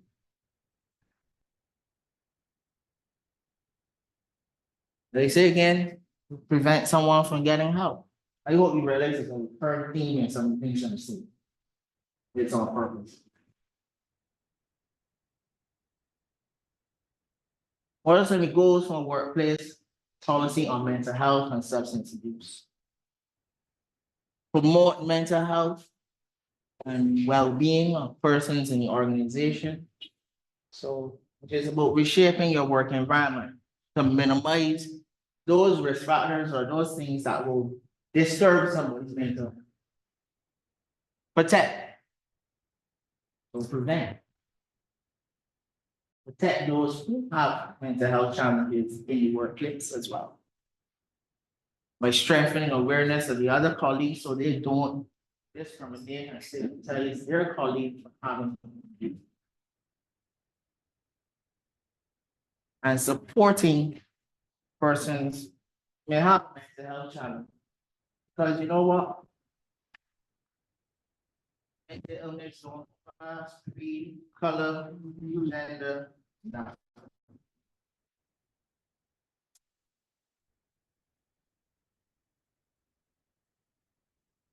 Might say, well, today I don't have anything. But that would never happen to me. I hope.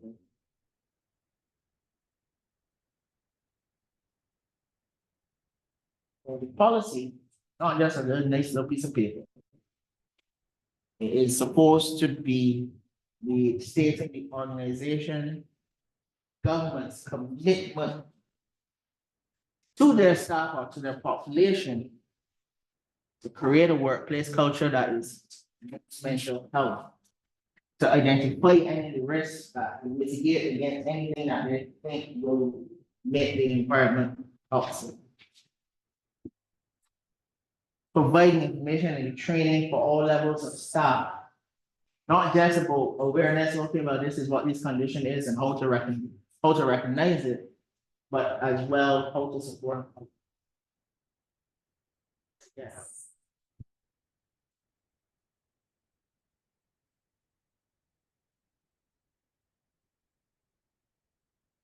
The way to get help is also interesting and necessary component of a policy. Because you have to have the policy, one of the reasons the policy is so that there is a mechanism, a process that is confidential and open to everyone to access it if they're having trouble. To address the issue. Too commonly, I don't know how many persons here knew about the national workplace policy that of 2019. Not many people probably knew. I mean, you might say, okay, well, 2019, then COVID coming, I went. But too often, these things are passed and it's about to implement them, you have to make persons aware. So that persons within the organization knows, okay, well, this is the mental health policy, and this is the substance use policy. This is, if I need help, this is, pathway I have to go to get. Not the only thing you know about a substance use policy in your workplace is, I can't drink at work, I can't smoke at work, I can't work intoxicated. Or some people, they can't go on mental illness or show they have a mental illness. It has to be one, and it is one.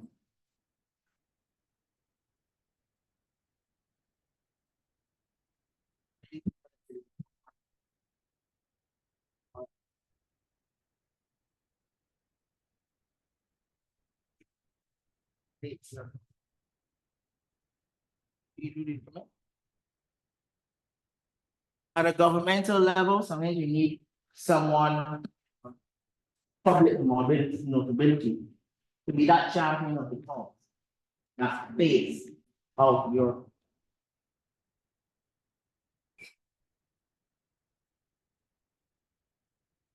Integrate mental health at work policies and make it even probably mandatory for businesses and organizations to have. Provide the necessary financial support for organizations and institutions to not just draft and write the policy of the state, but actually do what.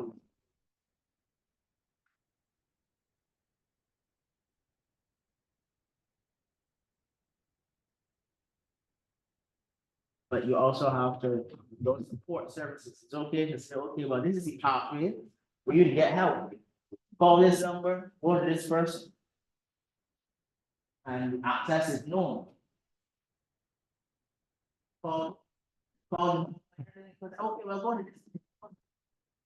You have to then build that place for an increased workload that you're confident. Otherwise, you will have everyone coming for help and getting frustrated next 3 months. Because pathway has not been built up.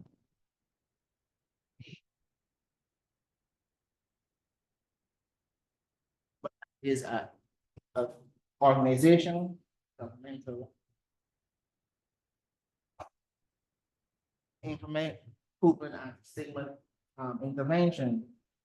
This is a check our various campaign. And CSA has one of for stigma against women who use drugs.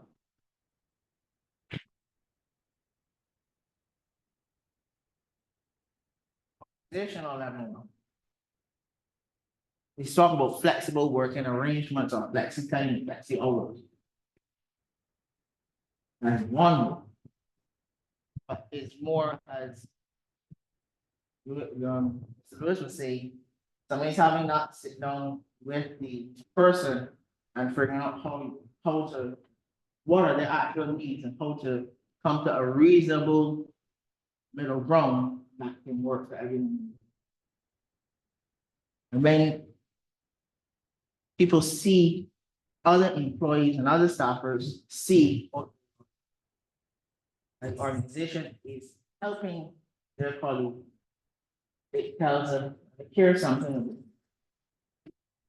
And then they start to invest within the job. It's just in any other relationship. If you don't think the other person cares about you, know anything about that?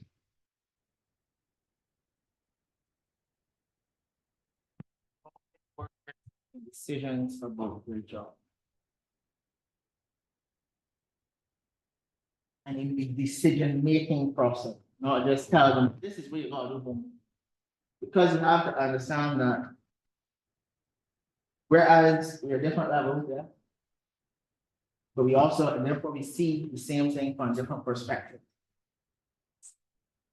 The person on the ground knows, okay, well, this, to get this task accomplished, this is how it has to be accomplished.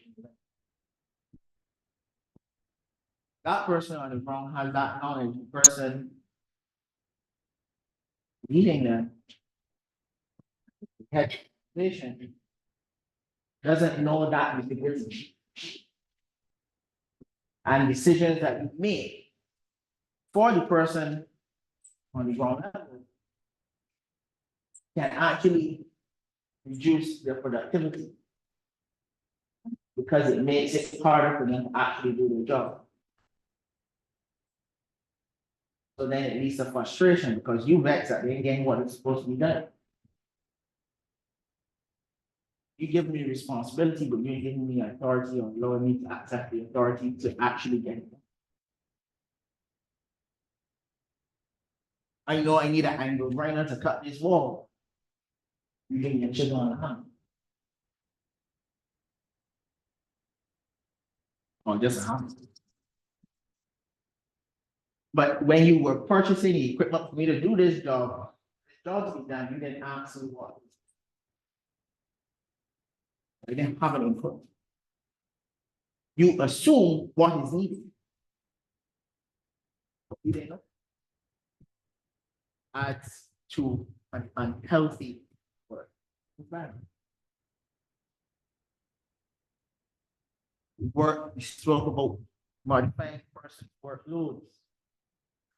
And that is ready to promote this, the staff person work-life balance. Life is about balance. You're working 7 days a week. What life are you actually having?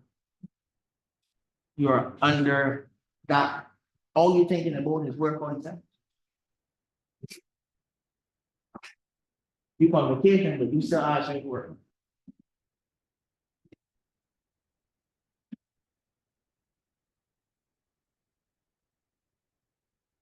You are at work so many hours in a day, but until you get to your household, the child comes and asks you, the whole that number the whole work.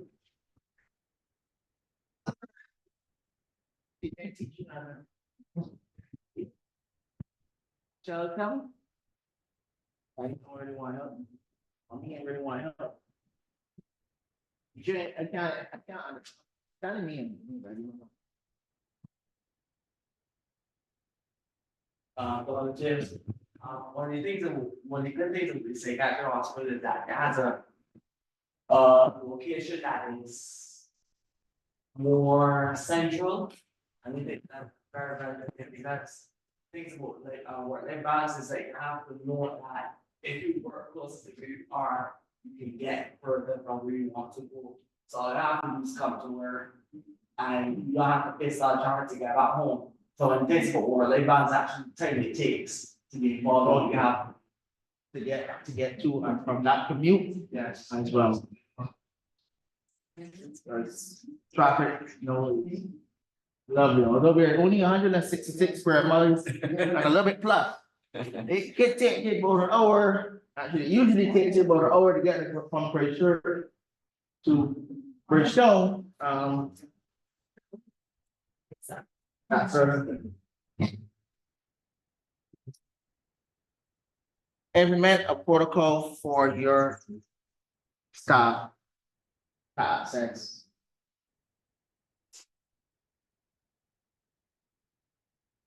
Implement measures for your staff.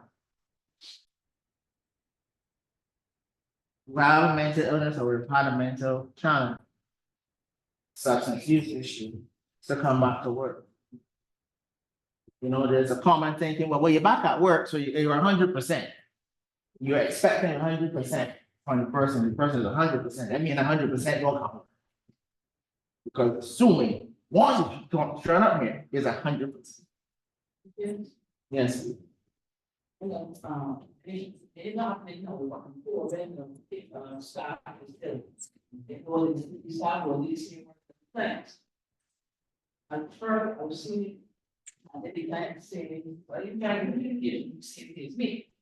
So we have to point somewhere on it. And staff on text, I mean, sorry. But that is actually important because, and I believe that's another reason for the protocol and policy.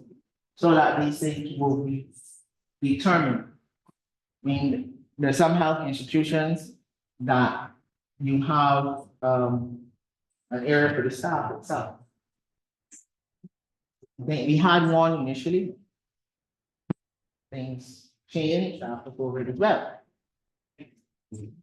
But those are things that would need to be discussed, and it is not for Jesse administrator to sit down and decide what is best. And again, involvement in the decision making, so the staff will also be invited into that conversation to say, oh, as I said, they said, when you don't involve your staff in the decision making of things that involve them, it stresses them out. It increases the risk of mentally harm.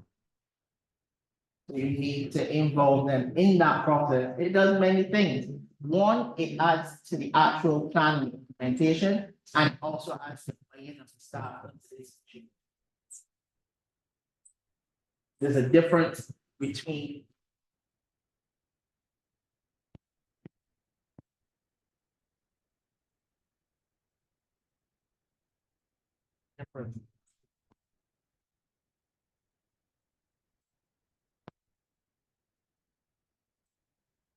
That issue, there are updates in general, one second.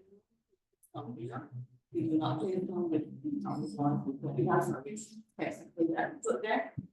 There are special things. So that's what I'm doing. as I said, anyhow, the county institution usually places that are designated for staff. Here, and here, you can have even on the present ward. When I was at another hospital, even staff that were delivering and pregnant wouldn't actually even stay, would actually. But you see, yet again, it's okay to have these things, and you find that organizations have these things about, but people don't know about them. People not here. So people would then say, well, no, they ain't got, and so I'm not there, but I'm not aware. Policy is one way for that information to be communicated, so they end up on the bill.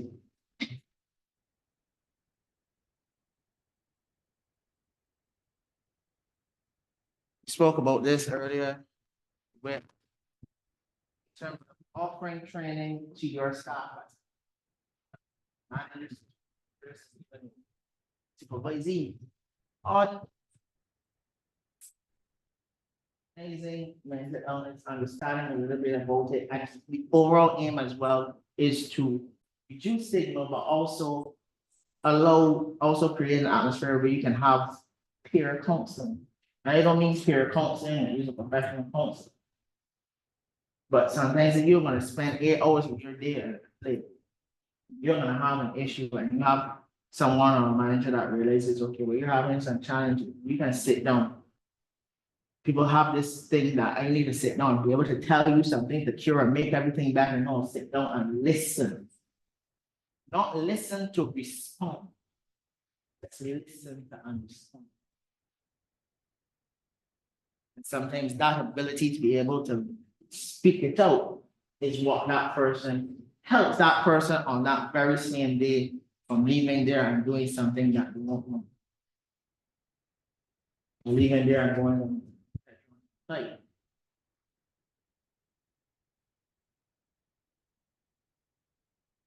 Open, promote inclusive and supportive of work culture so that this has to be promoted and driven to evoke stigma. So that it's not a matter of, okay, well, our person may be psychiatric hospital in here, trip. Not a matter of, y'all kind of weird. It's a matter of real work, how they having a chance.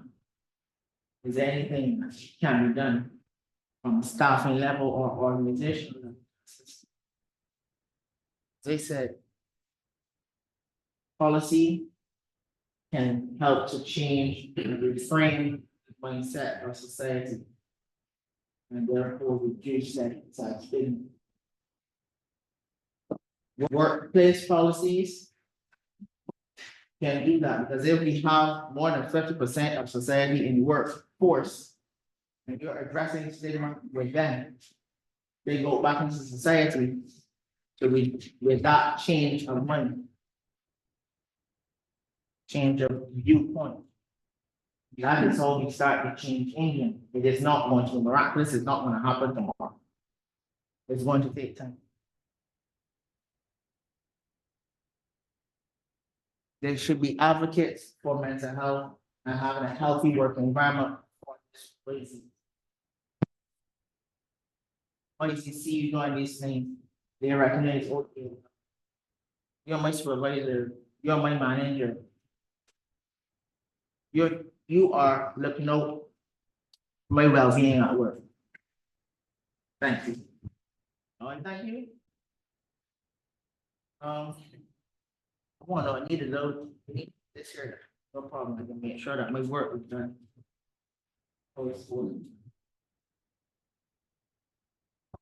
I'm motivated to come to work because I feel a sense of purpose, I feel a sense of want and belonging. Contribution.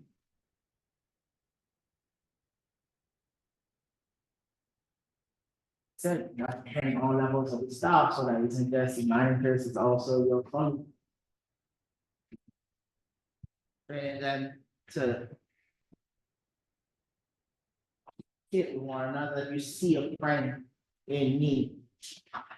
Don't just leave them. Not try to engage them. Then you force them to tell you nothing. But at least even if you ask a question, they know that someone has noticed a change or a difference. They may not tell you anything at that point, yes, but later they may engage you.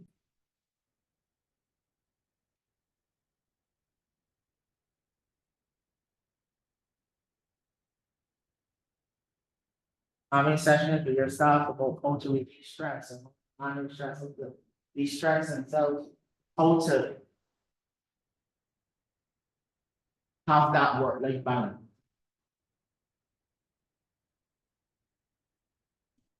And in a lot of professions, that is difficult. At different levels in the organization, that is difficult. If you're entry level, you just you're 8 to 4, 9 to 5, like okay, right, going home. But then your supervisor, your manager, has certain reports that have to be completed, have to be done. They just stay there because it might not be able to be done within that work week, that work day, and they take it. That becomes a habit. So that at work and at home at work.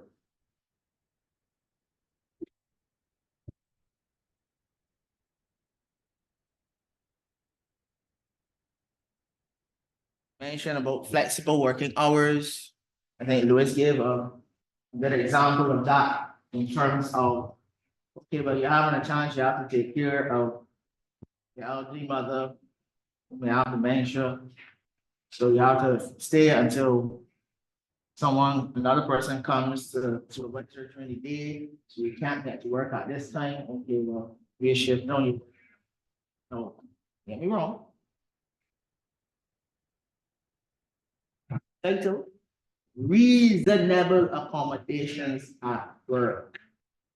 Stress on reasonable, not what you want. Oh, It has to be reasonable, within reason. So that you have your life commitments and your work commitments also.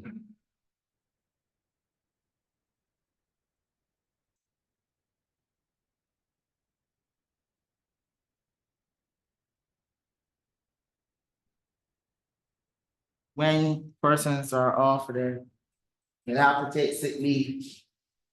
Or mental illness, or they have to go into rehab for something.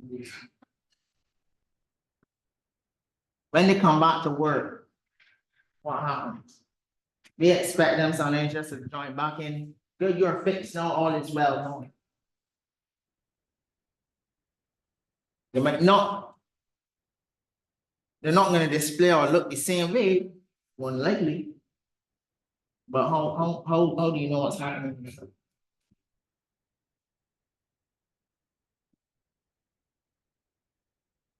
So we should probably have a discussion with them in the comment.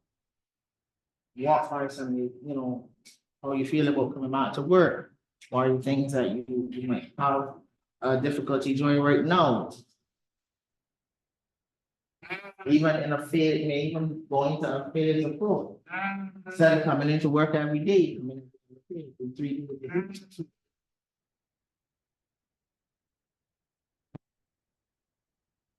It helps the person to maintain it, or feel better about themselves. Not to think,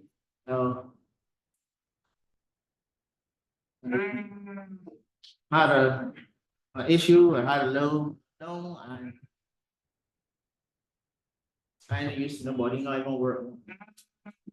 You want to work, I cannot do that. Yeah, I didn't work, no. Yeah. So then you go back on sick leave, and then people will tell you, oh, well, it's better for you to be. Right. Oh, yeah, so get them. Mentally to think. I'm 35. And I said I can't work.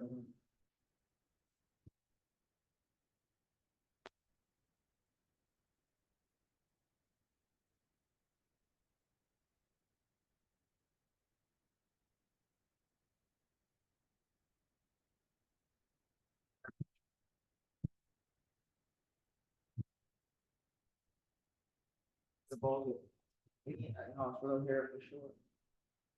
Our role is not to institutionalize persons, keeping people against the will. Our role is to assist them, assisting themselves to reintegrate into society. But if they are not going to be welcome, or not, because they happen, or substance.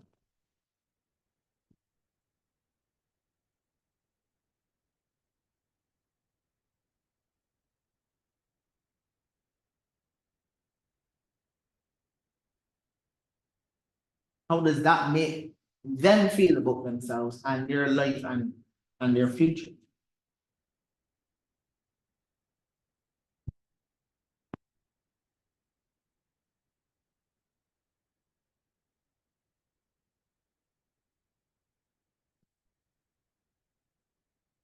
That's the kind of job that is in their soul. Or you can have vocational work areas. So, for example, Psychiatric Hospital has a vocational workshop. So yes, the person they learn skill, but they're also being taught life skills because they have the opportunity to undergo occupational therapy. Some of them also do psychological interventions. And they get up every day, go to a job that is accepting, wanting them to be there, have a place and purpose and belonging. The speed of light, moving and rich fire. Oh, that helps. Helps the individual, it helps the organization. Because when the organization, the other person, the other staff see how you treat everyone. Their buy-in is more, their productivity will be increased. When the productivity of a business or an organization is.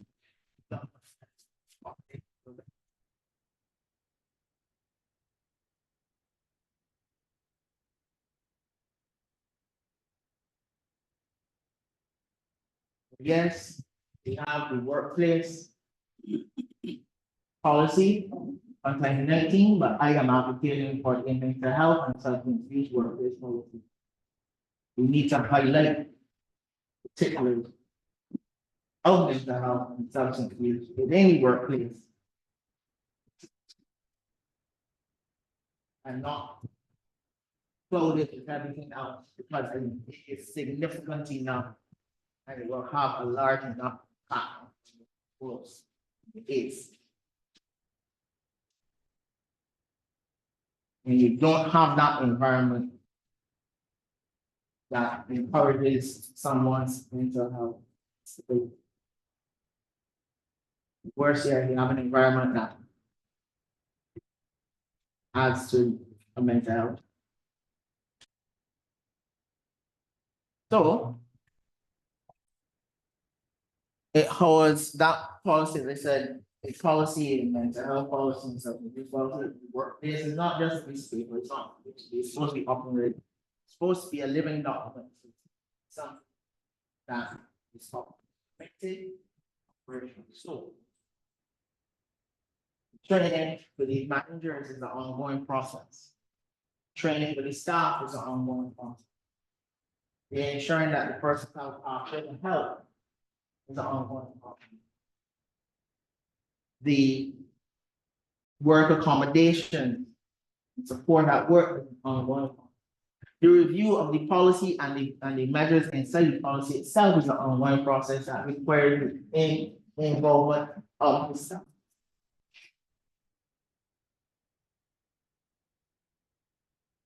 As they said, if we have policies of exclusion, it is going to promote segregation.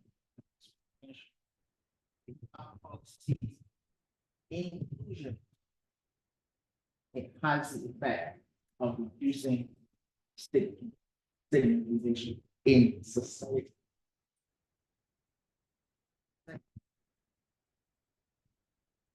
We feel that stigmatization.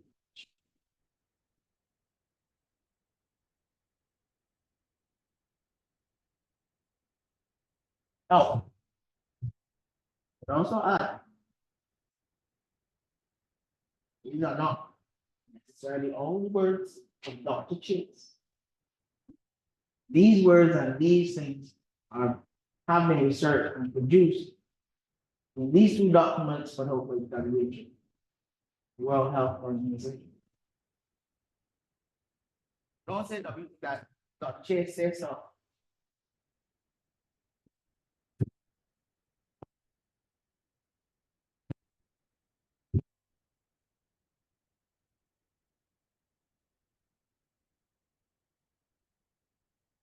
I can relate to it because we see it every day.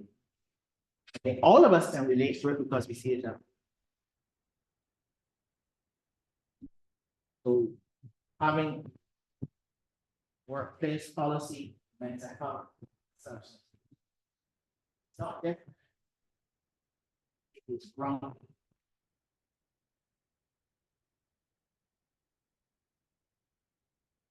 And like this yellow frame, I am short, doesn't keep.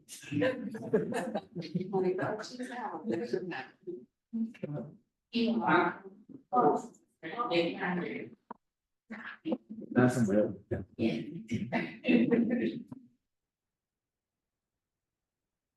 Do you go full health and you recognize that employees have a certain need to be children. So they're not saying anything that they need help. How do we go with it? And you can see all the behaviors as everything that the employees. There is no simple answer to that, because there are a lot of different factors that are preventing that person from accepting help. Stigma is one. Potentiality will be another. How is it gonna affect me? I tell you, my employer wouldn't know me. This is why policy is important. Because that is where you will have not just, it will not now be wondering, okay, so what we will do, it will be, okay, this is what we can't force someone to help, right? But that has to be in your pathway for the person to get help through the policy. And the best pathway will work. The best pathway will be one that the staff themselves also have to put in. Because they don't know how they don't do. But it's not, this is not a simple answer to that question, because in absence of that right now, some staff member may feel, because you don't have the protocol, you don't have the pathway that anyone knows about. When you approach the staff member and feel, you want to give me out, you don't let me. Oh, yeah, you can't be with. I want you to want me to tell you things. So we can't put the cart before the horse. We gotta get the horse and the cart.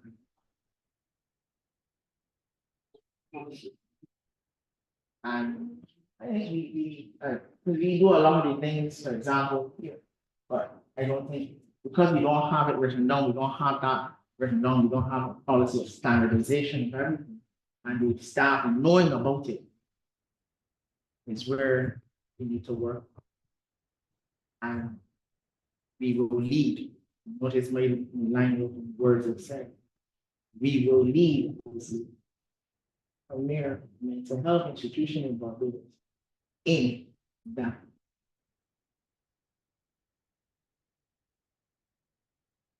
Any other questions? Comments? Any other coffee that you have? This will be a follow on to what. And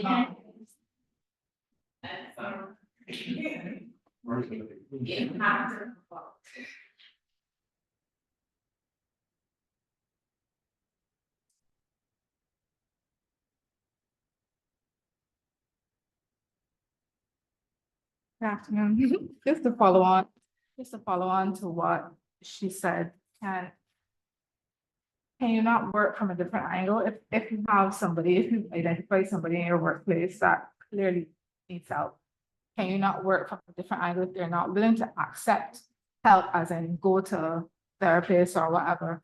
Can you not work from the angle of reducing the workload, whether it is, I don't know, maybe the person has things to process in a day or whatever. Can you not make sure that they have limit to what they do in the day?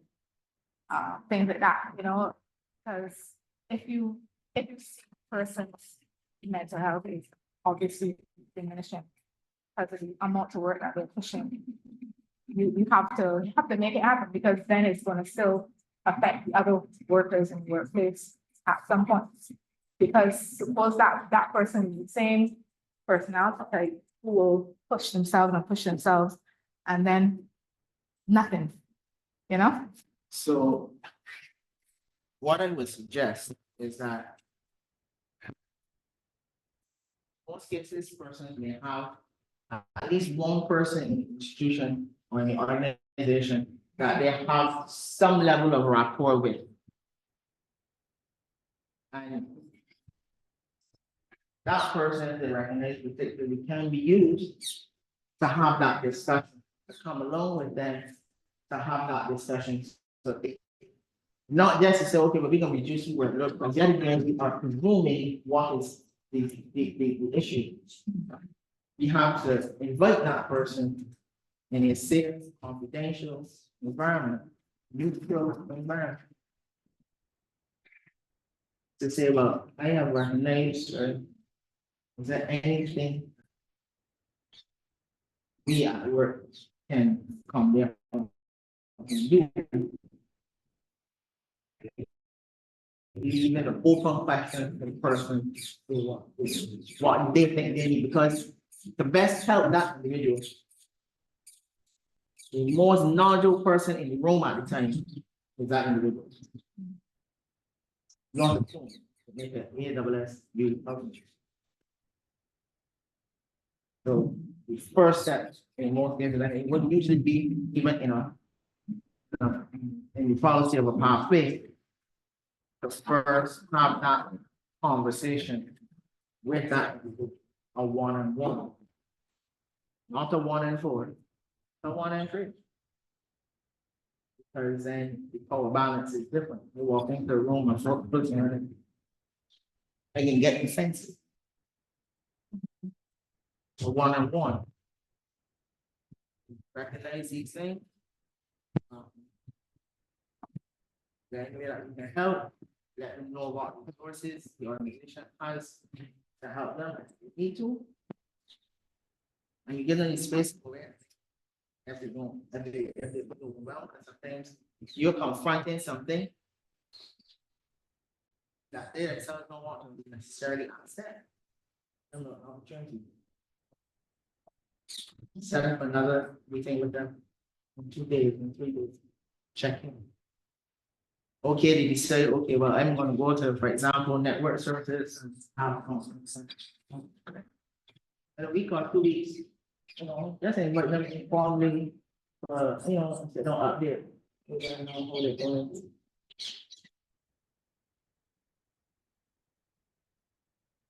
Can I just add that, when it comes to the confidentiality, sorry.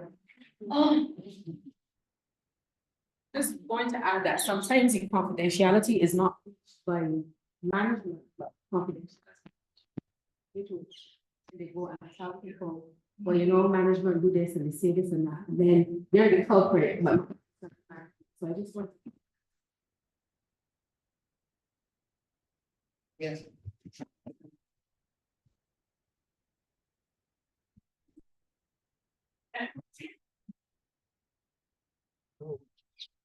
So I just have a question.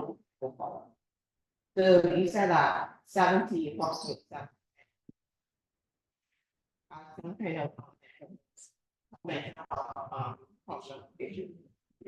And the goal with this mental health and the substance use policy, to have paid for. My question is how feasible it is flexible accommodation and the organization itself started to work of school. When you speak about the private sector, because you have to talk about, you have to want certain qualities and you have certain bottom lines that we need to meet. But what is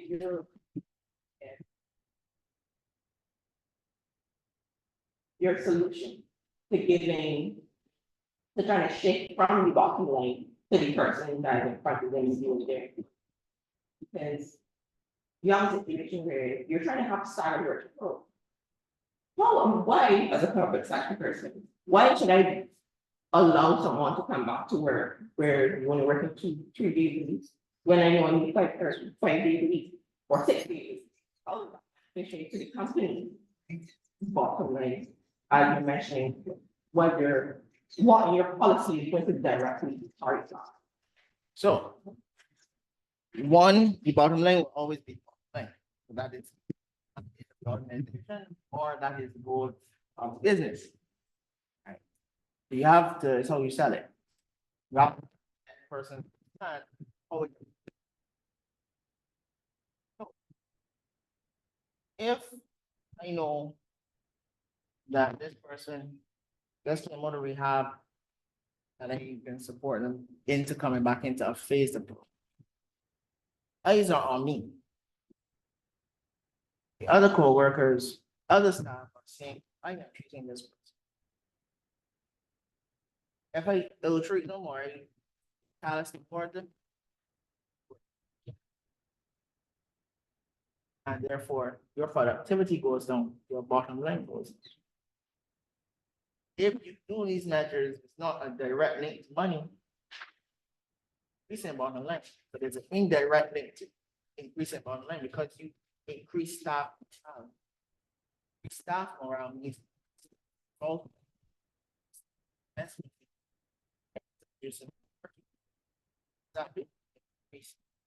the bottom line.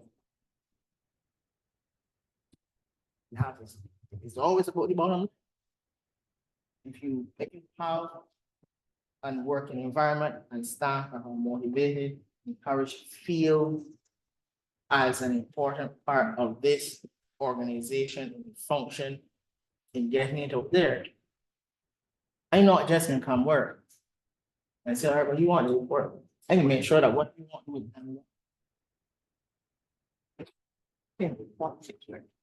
My next follow, thank you. But my next follow-up question was, my understanding is encompassing all these type of functions. There's no, you're not phasing it as in we'll start with mood and go on.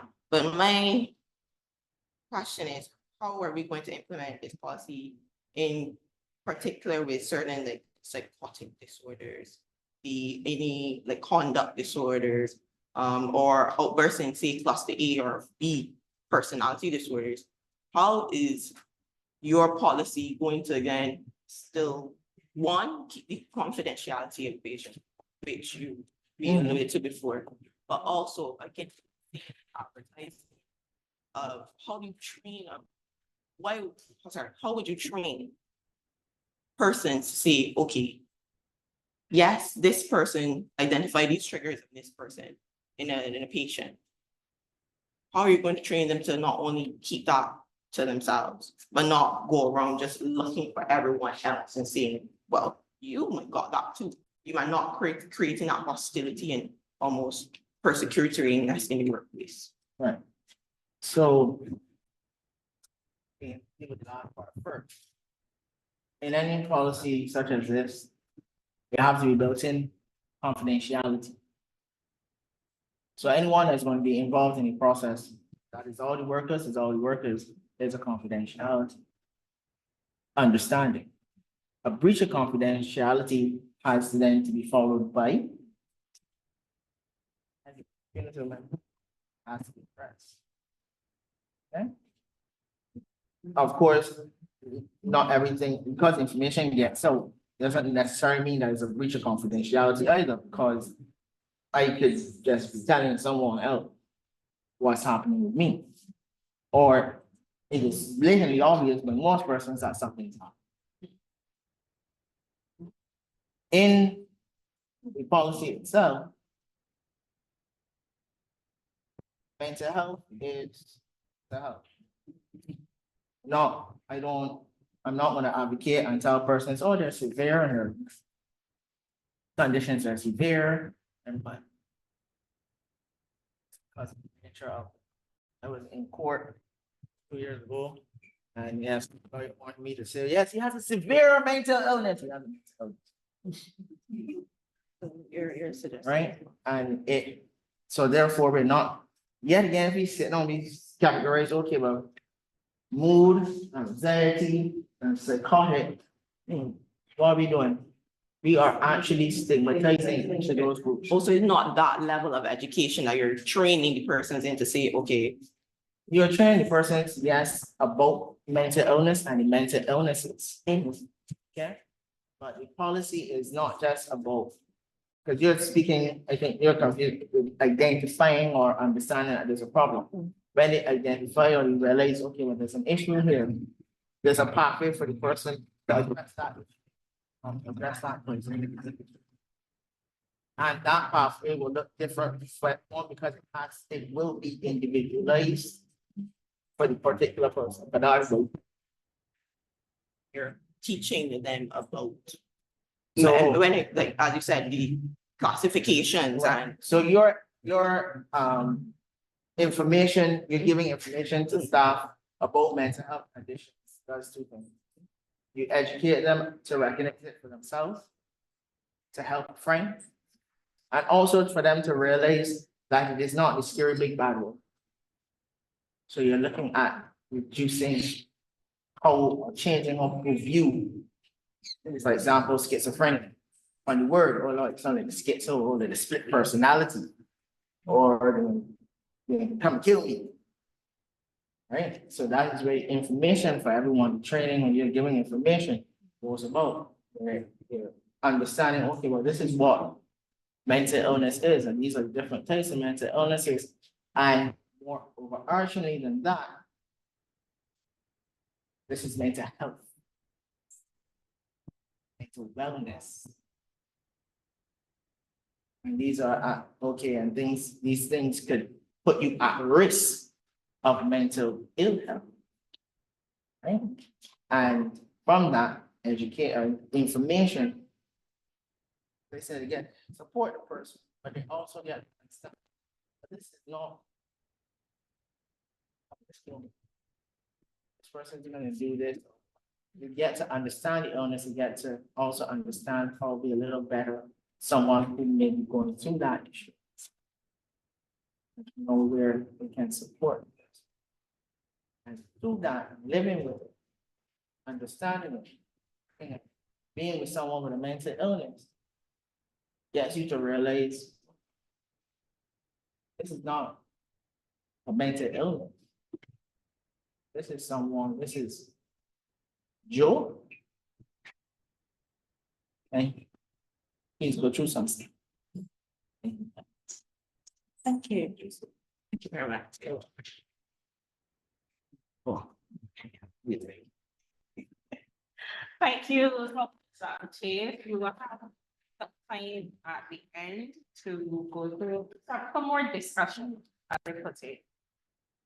Our final presentation. Sorry. Wait, I should be looking at me.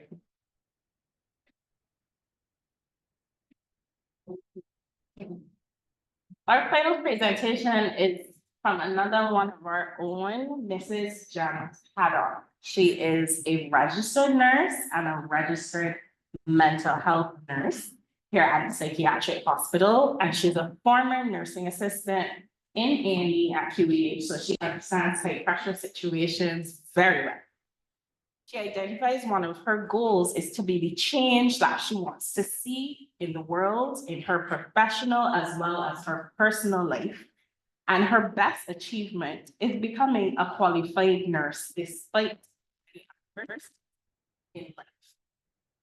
Despite the philosophy that only the best is good enough and failure is not. And how the floor is yours.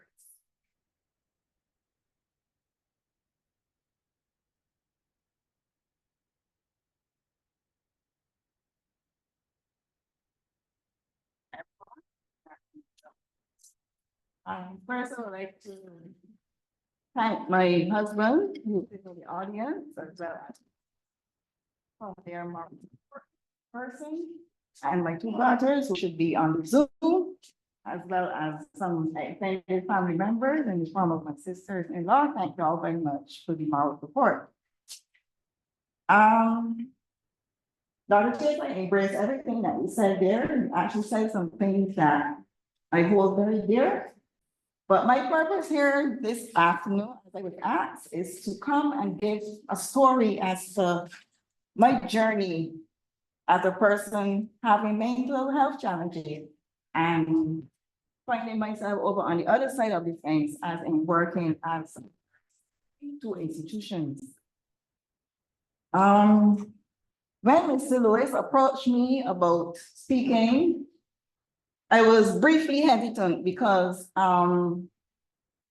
it's a very intimidating subject. It's very touchy, and we all know the stigma attached to this type of illness.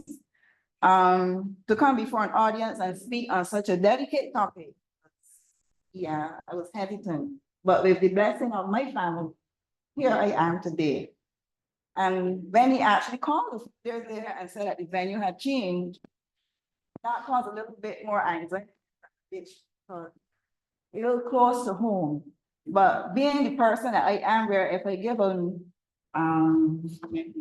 commitment, thank you, I'm gonna stick to it. So again, here I am. Prioritizing mental health in the workplace couldn't be a more appropriate theme for this year's Mental Health Month activities, because I believe firmly that there's an interplay between mental health, your mental health and your workplace. Now, I entered the workforce in the field of nursing on September the 19th, 2005 at the QAH in the Accident and Emergency Department. And this was a point in the journey which I will take y'all upon to bring you to the present day and try to tie into this topic. My journey spans over 5 decades, and I have to compact it in this short time, but I'll get it done. And I have to go back a bit and say that from the time I was little, around 6 years old, which is the time that I can remember, I would have had instances where I knew that everything wasn't as it should be. I had many adversities, and those are the things that I will take through before I get to present day. And it all began when I was just 6 years old. I was not your average little, cute little pretty girl. I had a very extensive skin problem, which caused a lot of imperfections on my arms and legs. I also had a problem with, because of it, I had a problem socializing with others. I hid myself a lot. I wasn't able to make friends easily, and I was very, very, very shy. It was so bad that my teacher, she had to ask me to come on afternoons and bring my lunch so that I could sit on the outside under the trees on a bench, cowering under my mom, as opposed to sitting in the class in the other eating, because I could not even eat in front of people. I had such a social trauma at that kind of age. I developed this overwhelming fear of normal social situations. And I remain homeless before the just that's the reason why that is done. I hated school so much that one day I walked away. I just wandered off from the school premises and found myself over in the nearby St. Thomas Parish Church's churchyard. Don't ask me where I was going or what I was doing there. I hated so much. I wanted to be away from school. And then another occasion, I wandered off again, and this time I found myself in the nearby bushes adjacent to the school. And this is a joke with my family. Whenever we pass there, my husband is laughing. Whenever we pass there, it's a joke because I told them that on that day, I think I saw the devil. I cannot describe it to you all, but I know what I saw. I saw something strange, and I ran back to the school. Neither I got flashing to them. But that image of what I saw in those bushes has stayed with me up to this day. Coupled with that, and this is where my downhill spiral really began. I was a victim of sexual abuse at that tender age of 6. And this was perpetrated by someone who was very biologically close. And it would occur mostly on Saturdays. My mom would leave and go to British and leave me in the presence of this person, this trusted person. And at that tender age, I felt confused. Subconsciously, I knew it was wrong, but yet still, because this person was such a trusted person, that's what made me confused. How could it be wrong if this trusted person is doing this thing to me? And at the end, it will always be go on bed. So when I heard that, I knew, well, okay, this can't be right. But I told no one. I never said anything actually about it until just a couple of years ago. I have kept that within me for a long while throughout my life. But it really affected me, and I will get into the instances of how that there affected me. Thankfully, the abuse came to an abrupt end after my father died on the 25th of December, Christmas Day, in 1973. And a few weeks after he had buried, we were forced to move from that location relocate into the country, northern country, into, I would have to say, instant poverty. My mom was unemployed, unskilled, because she was a housewife all along. And the house was an unfinished structure, it's just one bedroom, no modern amenities like water, electricity, nothing like that. So we were plunged into instant poverty and we became recipients of welfare assistance. Life at my new school now became even more stressful than at the St. Thomas Smith School.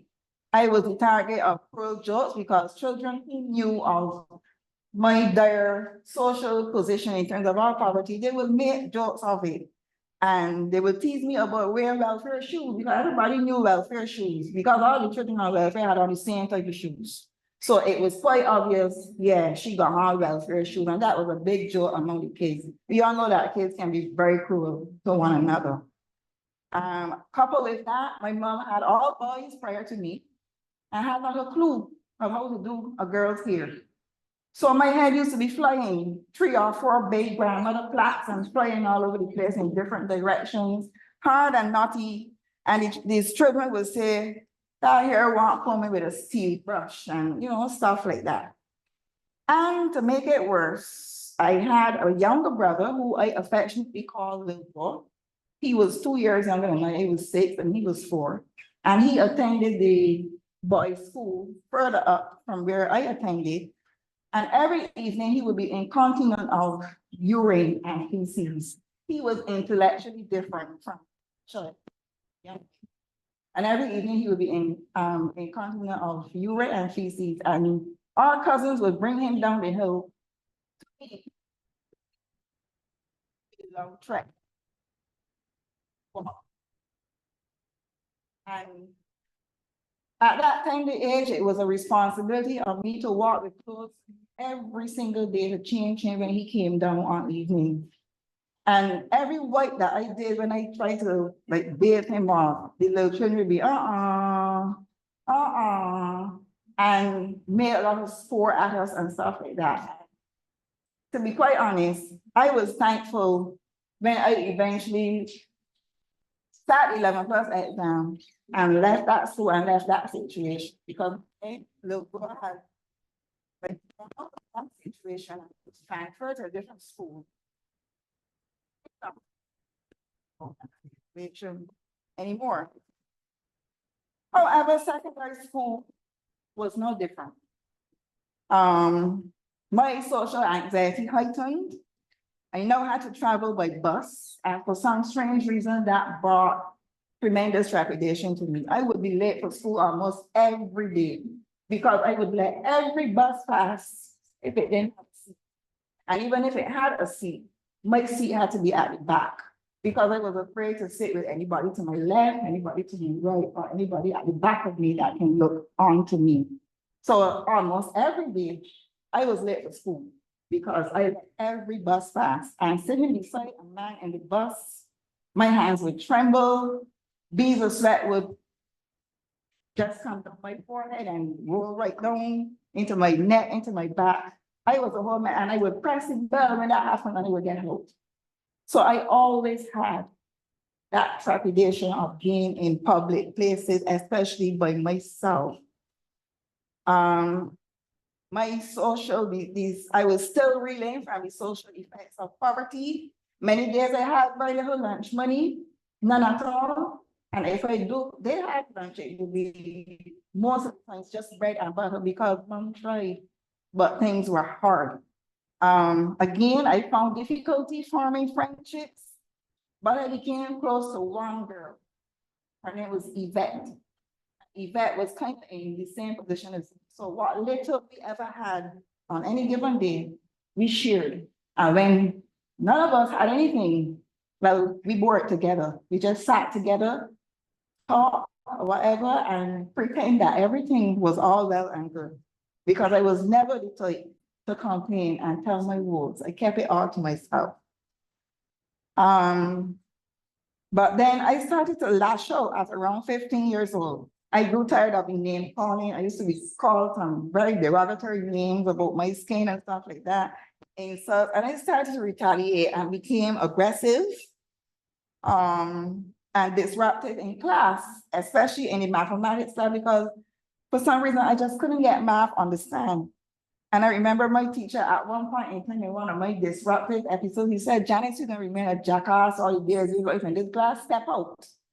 And he put me out of the class, and that was a big joke among the classmates, and it's a big joke to this day in my household, because I have told my family about all these things that I'm relating to you all. And skipping up classes was especially true for PE, physical education, because as I said before, I was ashamed of my skin, and the PE clothing revealed all the imperfections. So I would hide in the bathroom and refuse to participate in physical education. My one trump card though was my proficiency in the English language. That was my favorite subject. It was my best subject. And my teacher at the time is she would have known me from a little child down there in earlier days, and she took me under her wing. But at that time, when I started to have these aggressive episodes and getting into physical and verbal altercations, she knew that something was wrong. And she called me into her office one day. She said, Janice, what is wrong? This is not you. And the thing is, I could not even tell her, because I was feeling so many strange things going on in my head at that point in time that I didn't know how to begin to tell her, and I just cried. But what I do know is that I did try to make an effort to improve my behavior after that session with Mrs. Beckles. But some strange things, as I said before, continue to happen to me. I found myself preoccupied with strange thoughts, and one day, just out of the blues, I started calling myself Francine Jason. Francine was supposed to be a tough girl, a pretty girl, a popular girl coming from a well-to-do family. And then as time went by, I invented, if I have to use that word, a family consisting of 14 other siblings besides Francine, in a nuclear well-to-do family who lived in a very large, beautiful home. I had a perfect chronological order for these children and distinct personalities for each and every one of them, which I tried to portray at different points of time in my existence at that time. This life became my make-believe life. I played out these the bad, because yes, there were some bad personalities. The large house happened to be an Ackee tree, which was just below my mom's house. And to be honest, it was there that I had my best times in life with my make-believe family. I played games, I sang, I laughed, I did all sorts of things in there that a happy family would do in a normal house. I felt happy. So much so that at times I forgot the realities of my actual life. And I became so enveloped in this make-believe world that I fell back in my studies. And after initially studying 8 subjects with a view for CXC, I only sat 5 and only passed 3. And of course, that best one was English language at general grade 1, principles of business at general grade 2, and social studies at general grade 2. I had either dropped out or had failed all the rest, and math was one. I got a 5. Never attempted math again in my life. The good fortune that I had an older brother, who had moved with us to the new location or new address. And he had a better fortune than me in terms of studies and stuff like that. And he also had better support from my mom. When he finished school, my mom went to every politician, both known and unknown, to make certain that he got a job, because he left school, the Allen School, with about 7 certificates, most of which were the sciences. And she went all out, and within 2 months after leaving school, he was in a job. As a result of his job, the house where we lived, it was much improved. It was the size was increased, and by the time I was about 16 years old, he had taken up a very lucrative position and left the island. And for the second time in my life, I felt lost and alone. Because I saw this brother as my father figure. He was 9 years older than I was. And the arbitrary became more and more my son. And around that time, when I turned 16, going on to 17, this very respectful gentleman, let's just call him Mr. X. He started befriending me. He was a very respected person in the community. And he started befriending me, and he showed an interest in me furthering my studies, getting those subjects that I didn't get. And you know, it seemed as though, well, somebody is paying an interest in me and my future. And to cut a long story short, 2 years into this relationship, because by then we started to have a relationship, resulted in complete ostracism from my family because this relationship was taboo by all social standards. And it included the 2 years an unwanted pregnancy, a forced termination, eviction from home, and a period of nowhere to sleep at night. I had no place of abode status for about 4 weeks, and during that time, I ate once a day, and that was at night. Mr. X brought from his family home. And I slept at night on bales of sack hay because this guy was a farmer and he had hay. And my bed at night was those sacks of hay for about 4 weeks. Meanwhile, Mr. X had promised he was building me this house. And being the young, gullible person that I was, I had this vision that finally I would be in the nice house that I was all these years, and I was about 15, pretending that I had this thing. But I was so disappointed on the day that I went into the house, because prior to that, he had given me an opportunity to live with one of his cousins. That cousin saw me make passes. So when I fended off those passes, told some lies and asked that I be left, that I be kicked out from his house. And I was then placed in what I thought would be my dream home. It turned out that it was a galvanized structure. Just about the same, no amenities like the home that I had had previously. And my grandmother, we never got along. She didn't seem to be a person that liked girls. She made fun of me every day. Whenever she passed, she would stand up and she would look at the house and she would make some kind of derogatory comment. But the relationship between myself and the gentleman, after pressures from at home, he called it quit and decided to ask my mother to please take me back at home, which she did eventually, but under a lot of pressure from my other relatives. To give me at home, she did try her best to make me feel at home.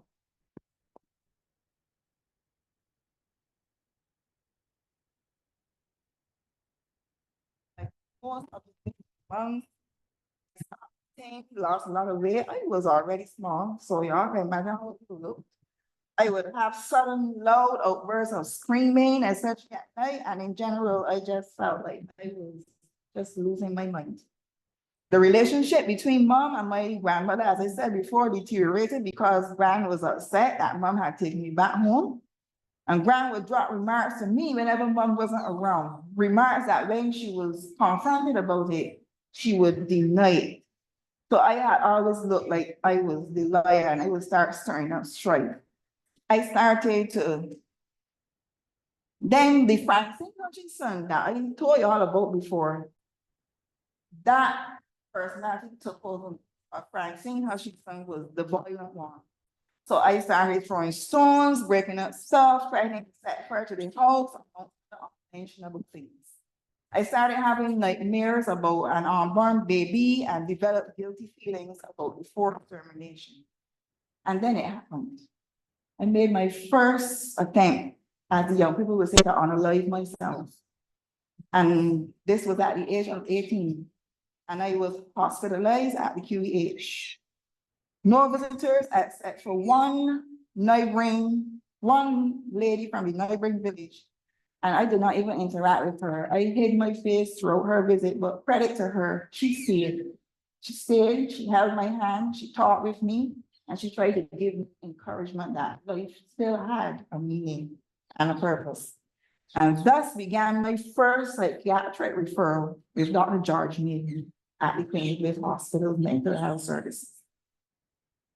Some events in the month after that are like a distant memory in my mind because so much happened that a lot of it is like somewhere at the back of my mind where I try to forget a lot of things. For example, I cannot remember how I ended up being amputated for this very situation months later after that first suicide attempt. All I do vaguely remember is being told, you need to get out. And my mom, my very eldest brother, and an uncle placed me in the vehicle and said, we can carry you for a night, Joy, you need to get out. That night, Joy was the gates of the psychiatric hospital. I spent almost 4 months on what was then known as the G ward. And during that period, again, I had no visits from family. Of course, word spread. So I did receive a visit from former teachers, my friend Yvette from secondary school, her sister, and finally my mother came during the 4th month. And my mother only came during that 4th month because there was somehow something got out on to the media that the patients in this hospital had to share one bread at breakfast one morning, and among other stuff that was happening. And I guess that pulled at her heartstrings. And she came on one day and it was at that point that the doctor decided to try to encourage her and coerce her into at least giving me a trial at home. So after 4 months, I finally went on a weekend trial, and I had 3 further weekend trials after that before I was discharged. First thing that I was told when I got home was, girl, I'm not fool if it do you good, because I had put on some weight. But the stares, the whispers, the remarks, they were all overwhelming. I actually wanted to get back to hospital where I felt more secure. As I said, after the 3rd or 4th weekend, I was discharged, but I went back to the same hostile environment that I had left months prior. And so began a series of multiple admissions to the span over a 5 years. I lost count of how many admissions I had. I was now known as the bad girl from Ben. I tried to form a relationship with guys, they were met by virgins and be told, boy, you watch yourself, yeah, she gonna kill you, that girl mad. Even in seeking employment, that stigma followed me. I recall going to the personal assistant of my then parliamentary representative, trying to find something to do. And he said to me, and this was my brother's best friend, one of my brother's best friends. And he said to me, the only thing we got right now that you could do, no, he said, the only thing you could do is made work, and we ain't got nothing in that area right now. So I was literally from his office, not being in person. My mom was very hypervigilant. She watched my every move like a hawk. If I took up a knife to peel something, she got scared. She raised my voice and she would call the hospital personnel, because in those days, I don't know how many of you know, but in those days, it's like at the hospital had this big ambulance with a distinct siren. And once you were a medically recommended patient and somebody called, they came with a whole contingent of fighters. And my fighters usually used to be a complement of 6. And they would all come to fight with me to get me in that ambulance to take me back here. But I would fight, I would run, I would fight. But every little thing that mom would call, or she would call the police. Became a household name straight into the station. Minor little, simple little things. My immediate neighbors, ex's son and his friends, they made their fun of me. Even those who pledged to serve, protect, and reassure. They saw me as a target just to have a little fun with. Once you just want a little good piece of y'all know what, it would be good. I became a household name, as I said before, at the district. And I was a recurring decimal at the psychiatric hospital. And then on one of those many admissions, I developed a desire to become a nurse. And this desire was fostered by the fact that on the GWAR at that particular time, there was this young girl, I'll never forget her. She was a little younger than me. Her name was Ella Cummings. She came in with this kind of catatonic depression, doing nothing. She wouldn't eat, she wouldn't bathe, she wouldn't do anything. I think to her, a genie, nothing like that. And somehow I found myself drawn to her. And I would plait her hair. I would literally bathe her in the morning in the bath. I would feed her. And when her mom came to visit her on evenings, I would be the person giving the mom the rundown of all that is going down with her. And then I became a trustee because I was there so often. I became a trustee, and nurses would entrust me with things like taking the water at night for them to give the medication, helping to make up the beds and stuff like that. And that festered my desire. I said, well, if they could do this, and this is all it is, well, I could be a nurse too. So I felt, I developed that passion from then. And then one day in a fit of anger, because I was confined to a room, can't remember what I did. But just before I went down on the whatever they gave me, I remember I told the sister of the ward, one day I got nursing and this same, may she rest in peace. She was Sister Margaret. And she said to me, you will never be a nurse in Barbados for your history. And it was on that day that I told myself, I'm gonna prove her wrong. That became my main focus and that became my goal. I didn't know how I said, because my head was still all kerfuffled, but I knew that one day I had to become a nurse just to prove Sister Newton wrong. But the 5-year span of my in and out of this institution was not all negatives. There were some positives. Some persons saw potential in me and went out of their way to assist me. Persons like Dr. Richard Corbin, who allowed me to leave the hospital during my admitted times on day passes. And I was allowed to perform light office duties, his practice in Rockley in Christchurch. And then I would return to the hospital. Nurses provided me with clothing to facilitate this, and the hospital provided the bus fare. At one point in time, I was also allowed to work in the then old outpatient department, where I performed little duties like filing. And I worked alongside two very nice ladies, one of whom is now deceased. I only remember her as Angela, and another older lady. But those two ladies made me feel as though life still had a meaning. They were very supportive. If at any point in time they went out to lunch, they brought me lunch. They were two of the nicest ladies that I have ever met in this institution. And they gave me encouragement and motivation, as I said before. But despite these high points, the reality was that every time I was discharged from here, my home environment remained the same. So it was not conducive to my mental well-being. I kept returning to the hospital after being discharged due to strained the relationship with mom, malicious interference from Brown, among other things. Mom loved me, but in a strange way. I felt as though I had to earn her love, whilst my brother or my brothers seemed to have gone naturally. And this feeling of being unloved resulted in my seeking love elsewhere. And I had unhealthy romantic relationships, searching desperately for love.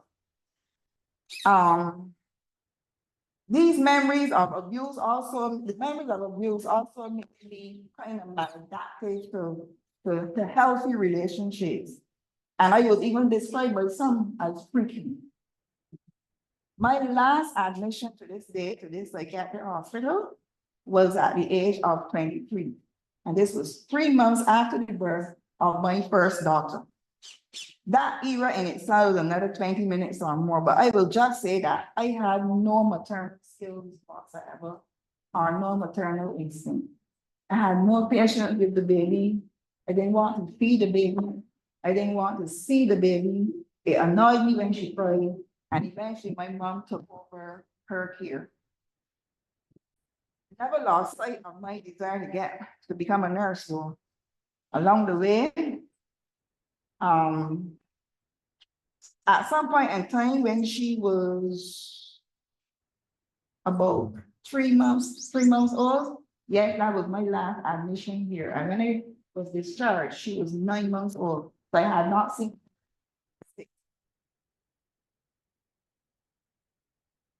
Along the way, I tried other things to try to get myself back on track. I had help me again, but this time outside of the hospital. There was this guy, Dr. Ben Stabler, who was a hearing and speech therapist. And he had worked alongside the government at one point in time in identifying children with hearing and I think sight problems in school. And I had met him through one of the residents of the halfway house, because before I go on, I did also become a resident of the halfway house on 3 occasions. It was first introduced to me by the said Dr. Richard Corbin. And on one of those admissions, one of the persons there introduced me to this bed table.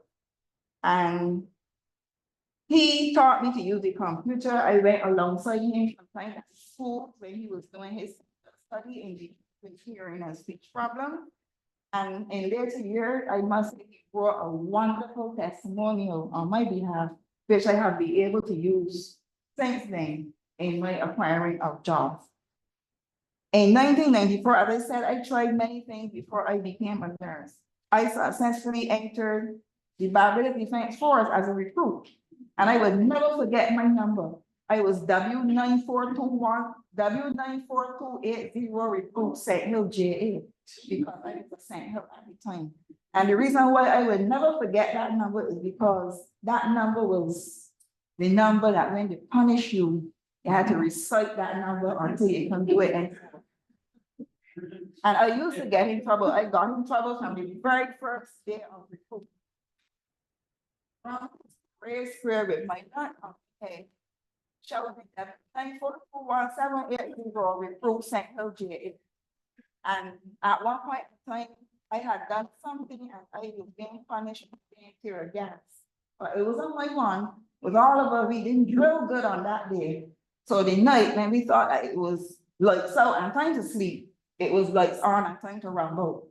And we had to go outside and go into this pond with frogs and different, and I told them in some very unmentionable language, not me, I'm going in there with my same problem. And that caused me to be before the captain and some other persons, that and other things a few weeks later. And to my trepidation, when I went before that board, I saw a Dr. Sharon Harvey. And I said, my God, this career done. Because Dr. Sharon Harvey would have known me from this institution. And I had neglected to inform the Barbados Defense Force that I had mental issues. So I was immediately dismissed mentally unfit, and also for refusal to inform something as serious as having living with mental illness. I felt sad, to be quite honest, that I had been dismissed, and that made me depressed. After that, I made 2 further attempts, one of which was negative. After practicing cycle of love, I decided it was time to prove Sister Margaret Newton wrong. And it's time to pursue my nursing career. I started applying from the time I was at the halfway house on the 3rd admission, using my mother's address. I applied twice from there without even an acknowledgement. And I had later heard through the grapevine by the coordinator of the house that the reason why my 2 applications had not been because they knew of my illness and they didn't think that I was able to handle the path on your nursing assistant course. To prove them wrong, as I always like to prove people wrong, but then I must say, on that 3rd admission, I met my husband. And I had started doing here of the still participating. Went to reside with him. I continued to pursue that certificate course, and I was successful in pursuing certificate in child care and nursing management. and also did that successfully. All this was in an effort to show the officials at BCC and finish it completely.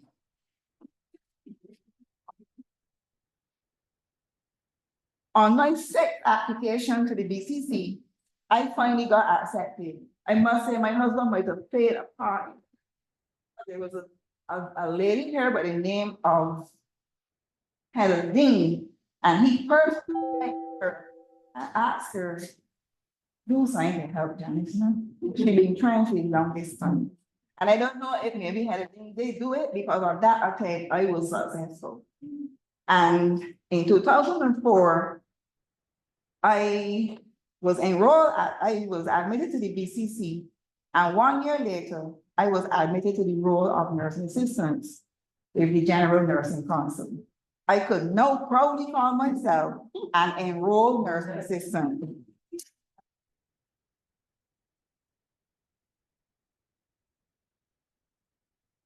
I became employed at the QEH on September 19, 2005, and went on to spend 7 years in the Accident and Emergency Department until my resignation from there on November 1st, 2012. And I have to say, I have finally proven again, Sister Newton wrong. She saw me once in my uniform, and she was surprisingly to me, very elated. She called me and she congratulated me, and she even said, don't stay there, you go on to the general nurse. You can do it. Oh, how wonderful that felt coming from Sister Margaret Newton. Words cannot express that feeling. I cannot honestly say that I experienced any instances of stigmatization while at the QEH. If people knew, they never let it on. By then I had stopped, I was out of the mental health system, I stopped taking medication. And however, in 2010, while on duty in the accident and emergency, I experienced an episode while it's there. And the head sister at that time, Sister Brown, she was on duty. And I don't know if any of you know Sister Brown, but Sister Brown was is a very no-nonsense person. But when credit is due, she gives you credit. And I remember with the episode, she hustled me off the floor. She closed the door to her office and she said, tell me, Hada, what is the matter? This is not easy. Brought down my credit because at that point in time, I was going through a very stressful period of life. First of all, I was trying to pursue human and social biology at the I would have to leave work sometimes when I'm working, we want a night shift and walk across over to where that place is and go back. So it's my whole break was used when I worked one tonight doing that 1 hour of human and social biology. And coupled with that, little bro was in the hospital and that was like bothering me. And of course, life happens sometimes and there were some personal issues so life was stressful and I brought down and I just told Sister Brown everything. And she was so discreet about hustling me up the stairs towards C4 to seek psychiatric consultation that no one in that department knew that that's where she had taken me. I never experienced any treatment from Sister Brown or anyone else, as I said before, to suggest that they knew. But on that day when I spoke to her, she said, Hada, I knew even before I put you on the roster that you had some issues with your mental health. She never disclosed how or by whom, but she said she knew. And to give credit to her, she never treated me any different. Fast forward to present day, I currently work at a psychiatric hospital as a registered mental nurse. And ironically, the stigma followed me here. I knew that working within this hospital would be my biggest test today. When I first entered, there were persons because when I resigned from QEH, I resigned in order to pursue the general nursing program. Because at that time, They were not sending their NAs to further studies. And I was encouraged by someone very close to my family and to this hospital that my best option would be to resign from there, come to this institution and work at night, where it is allowed that you work at night and pursue your study in the day. So on November 1st, 2012, that I did, and I was stayed in Rosa Halfway House in St. Peter. And I spent the first 2 years there, working down there at night and going up to school to the DT during the first year. And then on the third year, I was sponsored, and thankfully I didn't have to do that anymore. I was able then to just concentrate fully on my studies. I must say that I did well, given my age in the classroom. I was one of the oldest, and I took a lot of the younger ones under my wings.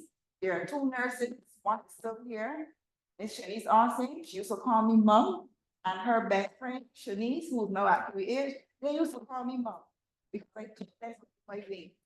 And I left with CC, my support GP.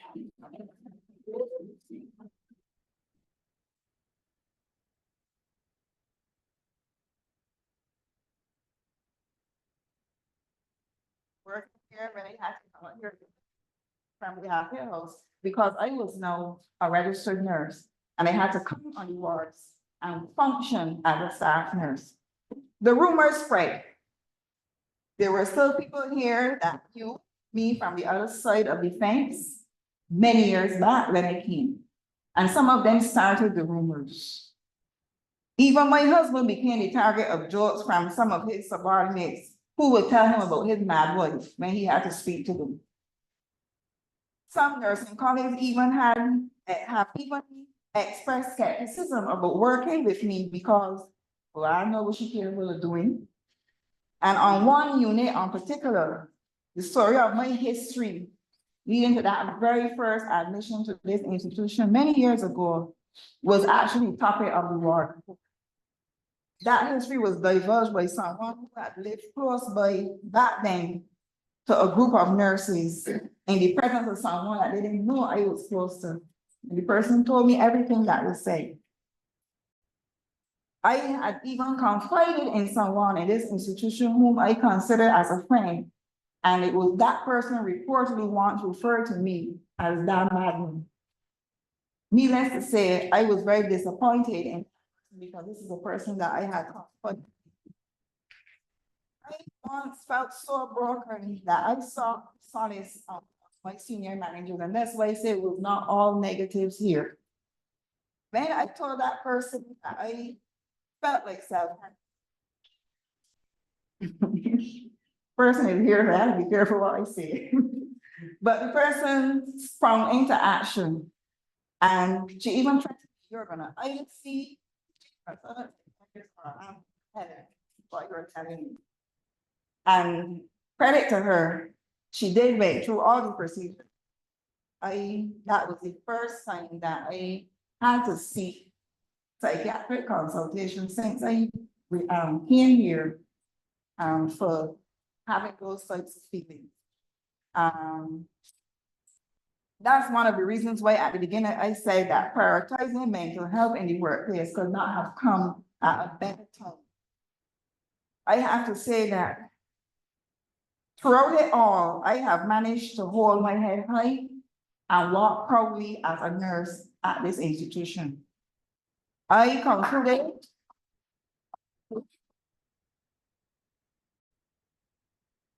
that I cannot prevent people from talking, but I can control my response to what is said.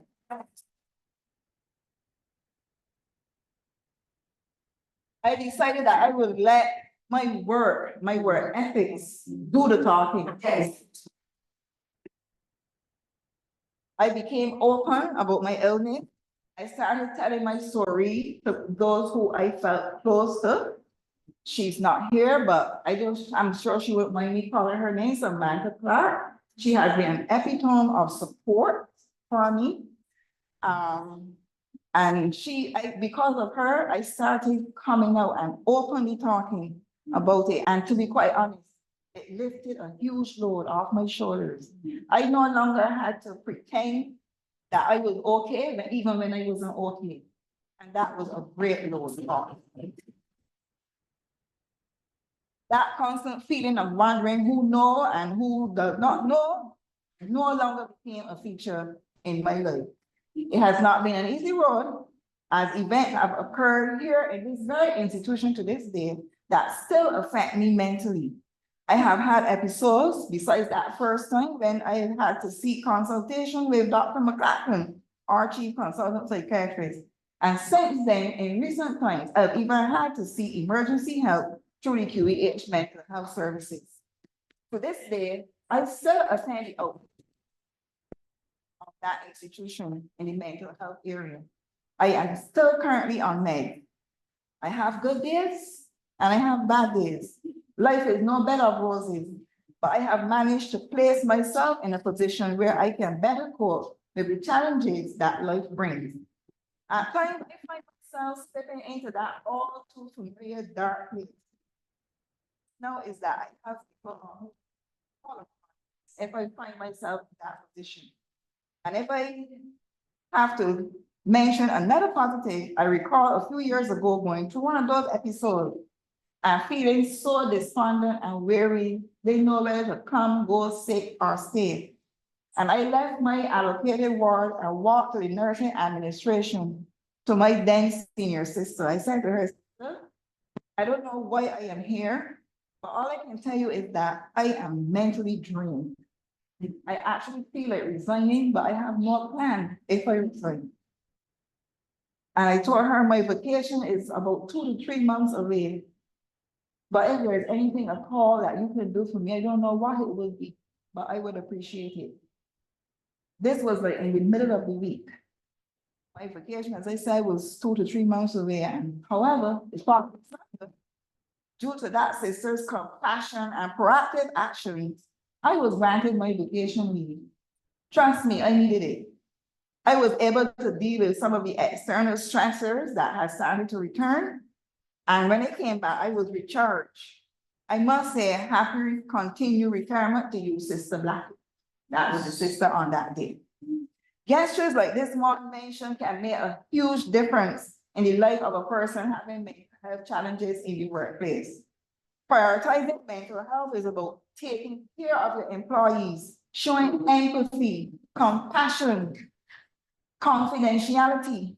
It's about creating a more comfortable workplace by creating support to have resources, which Dr. Chase would have spoken about earlier. This was a good example of such measures. At this moment, I want to take this opportunity to thank all those who have in some way helped me through this journey. A call to see if I'm okay, an encouraging word when I come to work, looking a little down, an encouraging word when they call, not sounding myself, an offer to come and take me for a drive somewhere. So all you know who you are. Thanks a million. I want to end by saying to anyone who is battling a mental health challenge, do not let your illness define who you are. You are not weak for struggling, but you are strong for facing your battles head on. It is help as I love. Reach out. Do not suffer in silence. There is no shame in taking medications. You are capable of creating a life with purpose and meaning, despite living with mental health challenges. I have been able to make a valuable contribution to society in the form of a mother of 3 wonderful kids, a wife, a nurse, and more importantly, as an individual in society. And if you are struggling with a mental illness, you can do it too. I thank you so much.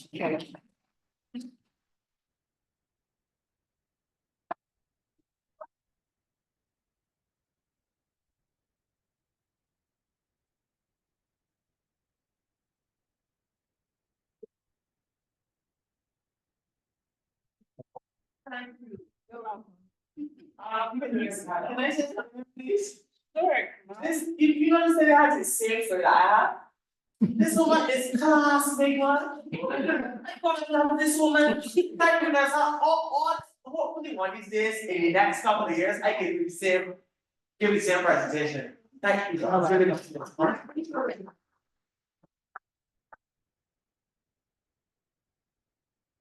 Thank you. Any other comments, queries in person before I get to the messages of support online? Okay. This story is not touching that what years again. Yes. Yeah. Try not to. Yeah, I'm a prayer, so it is really brave, really strong. This story is that kind of normalizing conversations around mental health, mental illness, what we're doing. We're encouraged to know that in spite of your beginnings, your endings can be vastly different. And where you start don't necessarily has to be where you begin. And with the right supportive environment, with the will to continue, with the person to cheer you on, anything is possible, actually. Thank you so much. Thank you. Your power of strength. I am not sure. Thank you, Janice, for so bravely sharing your personal experiences of anxiety and adversity. This is a show of strength to express so openly in this small judgmental society of Barbados. Your story, lived experience provides very beneficial empirical evidence of overcoming mental health challenges. Congratulations on your professional and personal achievements. And that is from Joanna Waterman. Cheryl Catwell says, Janice, you are a pillar of strength, such an inspiration to all. Thank you for sharing your story to let others see that there is still hope. Carol Weeks Daily, one of our very own, what a testimony of perseverance and determination. Your testimony of perseverance is a tower of strength. Thank you for sharing. That's from E. Grant. We need more people like Sister Brown in the modern day workplace, says Cheryl Catwell. Charlene Brown said, you are incredibly and undoubtedly resilient. One of my takeaways from this is that you consciously think you have things under control by keeping feelings inside. Your body will have other plans for you and do what it deems necessary to protect itself. Then we lose the very control we work so hard to keep. Thank you, Nurse Haddock. We need you in our schools and churches. Thanks for sharing. Nurse Haddock will continue to strengthen and guide you. And it continues and continues and continues. This is the most I have ever heard you speak, and you did so well. I'm not even sure that you knew how much you had within you. So I congratulate you as well. Thank you. Thank you for being so brave and willing. Yes, so transparent. Thank you.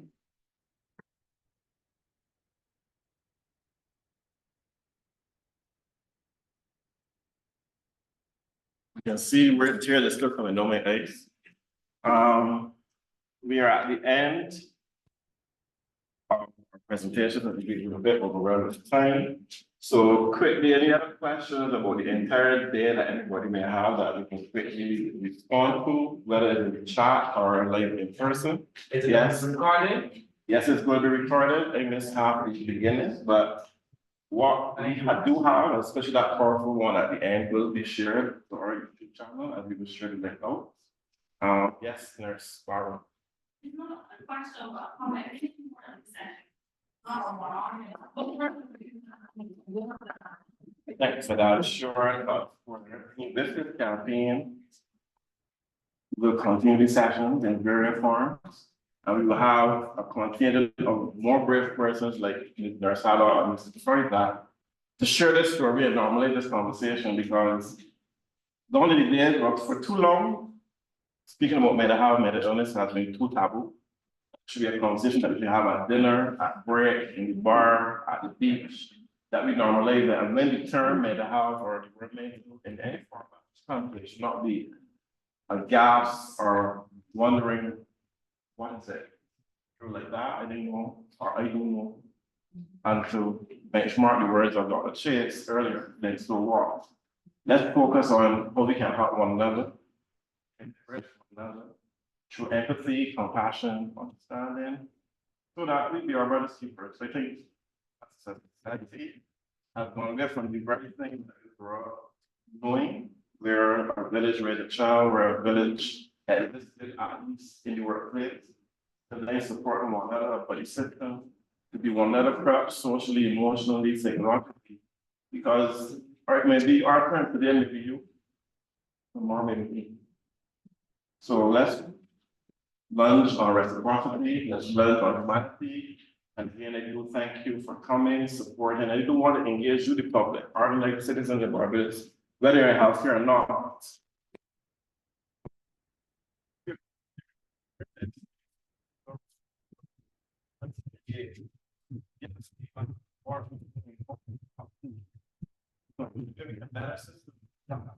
You know, like R&D. You know, it's such creating programs that they're getting to your individual needs. So we can easily go back to the drawing board, we can refine what we are already doing and address what it is that we think we need help with. Whether it be in schools, communities, churches, and even like they're saying mental health workplace. So ladies and gentlemen, I do thank you for your attendance. I do thank you for your engagement and participation.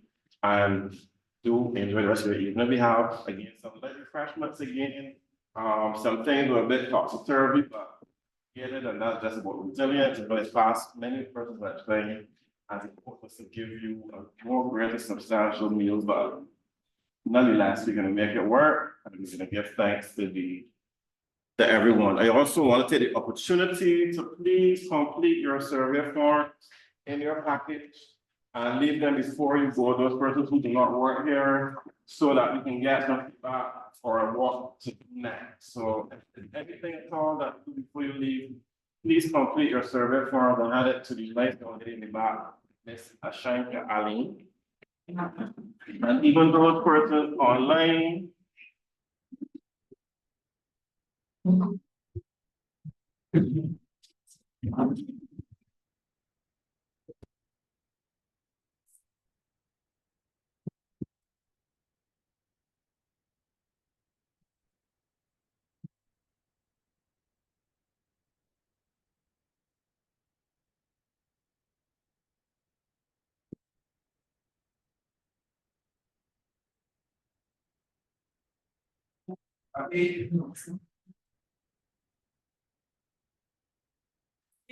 to those persons online as well.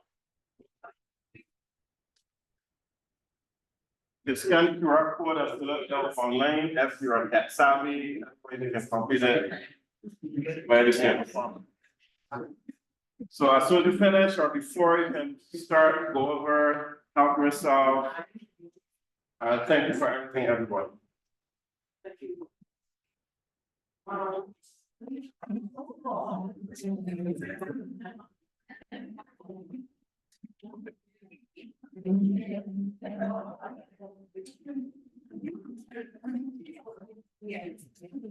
Oh, boy, every time.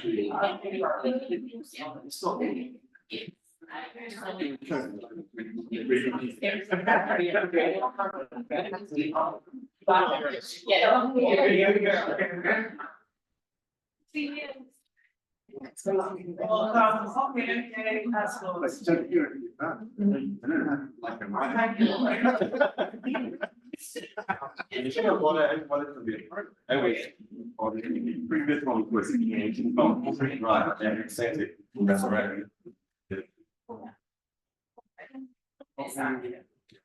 So then, you know, we make minutes publish.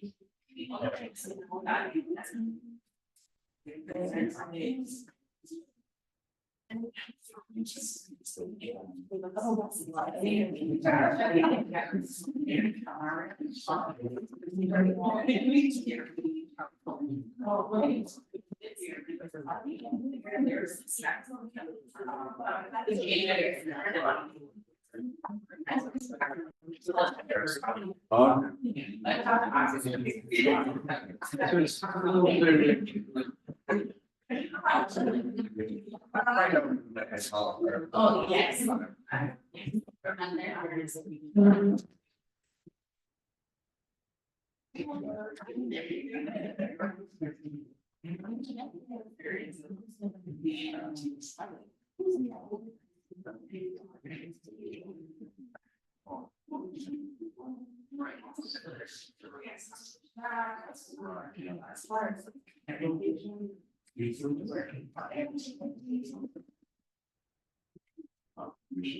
Education, awareness.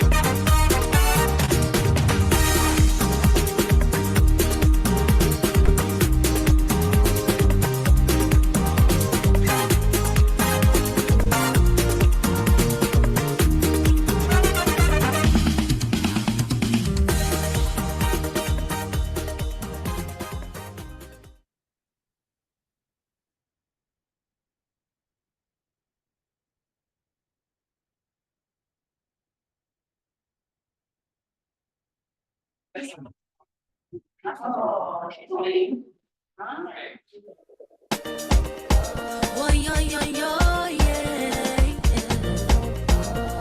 Reelin', reelin'. Oh, yo, yo, yo, yeah. As soon as I rise, head to the sky, thank the Father that I'm still alive. Oh, yeah. Can't take that for granted. So many tried but could not survive, so come under the pressures of their lives. Oh, Lord, man, I understand it. But every day that you open your eyes is a chance to start over. Taking it one step at a time, one foot behind the other. Never mind that sometimes you might lose your drive, you got to get over. Keep your head in the fight with all of your might for a fallen soldier. So let me see your hands up. Put something in your cup. Point your fingers up. Take the heavens up. So let me see your hands. Oh, yo, yo, yo, yeah. Reelin', reelin'. Oh, yo, yo, yo, yeah. As soon as I rise, head to the sky, thank the Father that I'm still alive. Oh, yeah. Can't take that for granted. So many tried but could not survive, so come under the pressures of their lives. Oh, Lord, man, I understand it. But every day that you open your eyes is a chance to start over. Taking it one step at a time, one foot behind the other. Never mind that sometimes you might lose your drive, you got to get over. Keep your head in the fight with all of your might for a fallen soldier. So let me see your hands up. Put something in your cup. Point your fingers up. Take the heavens up. So let me see your hands up. Put something in your cup. Point your fingers up. Take the heavens up.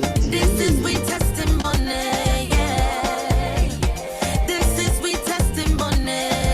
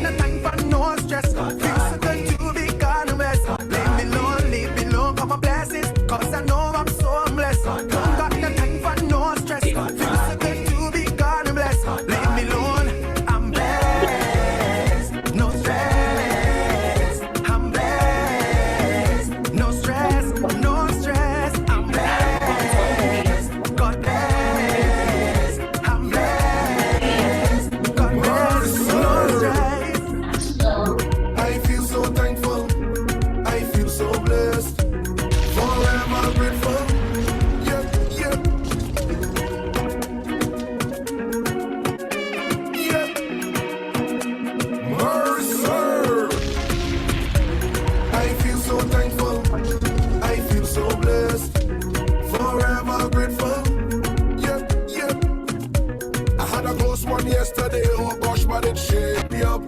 Cause if things went slightly different, nothing earthly could wake me up. And it was in that moment, I know Jaja guided me.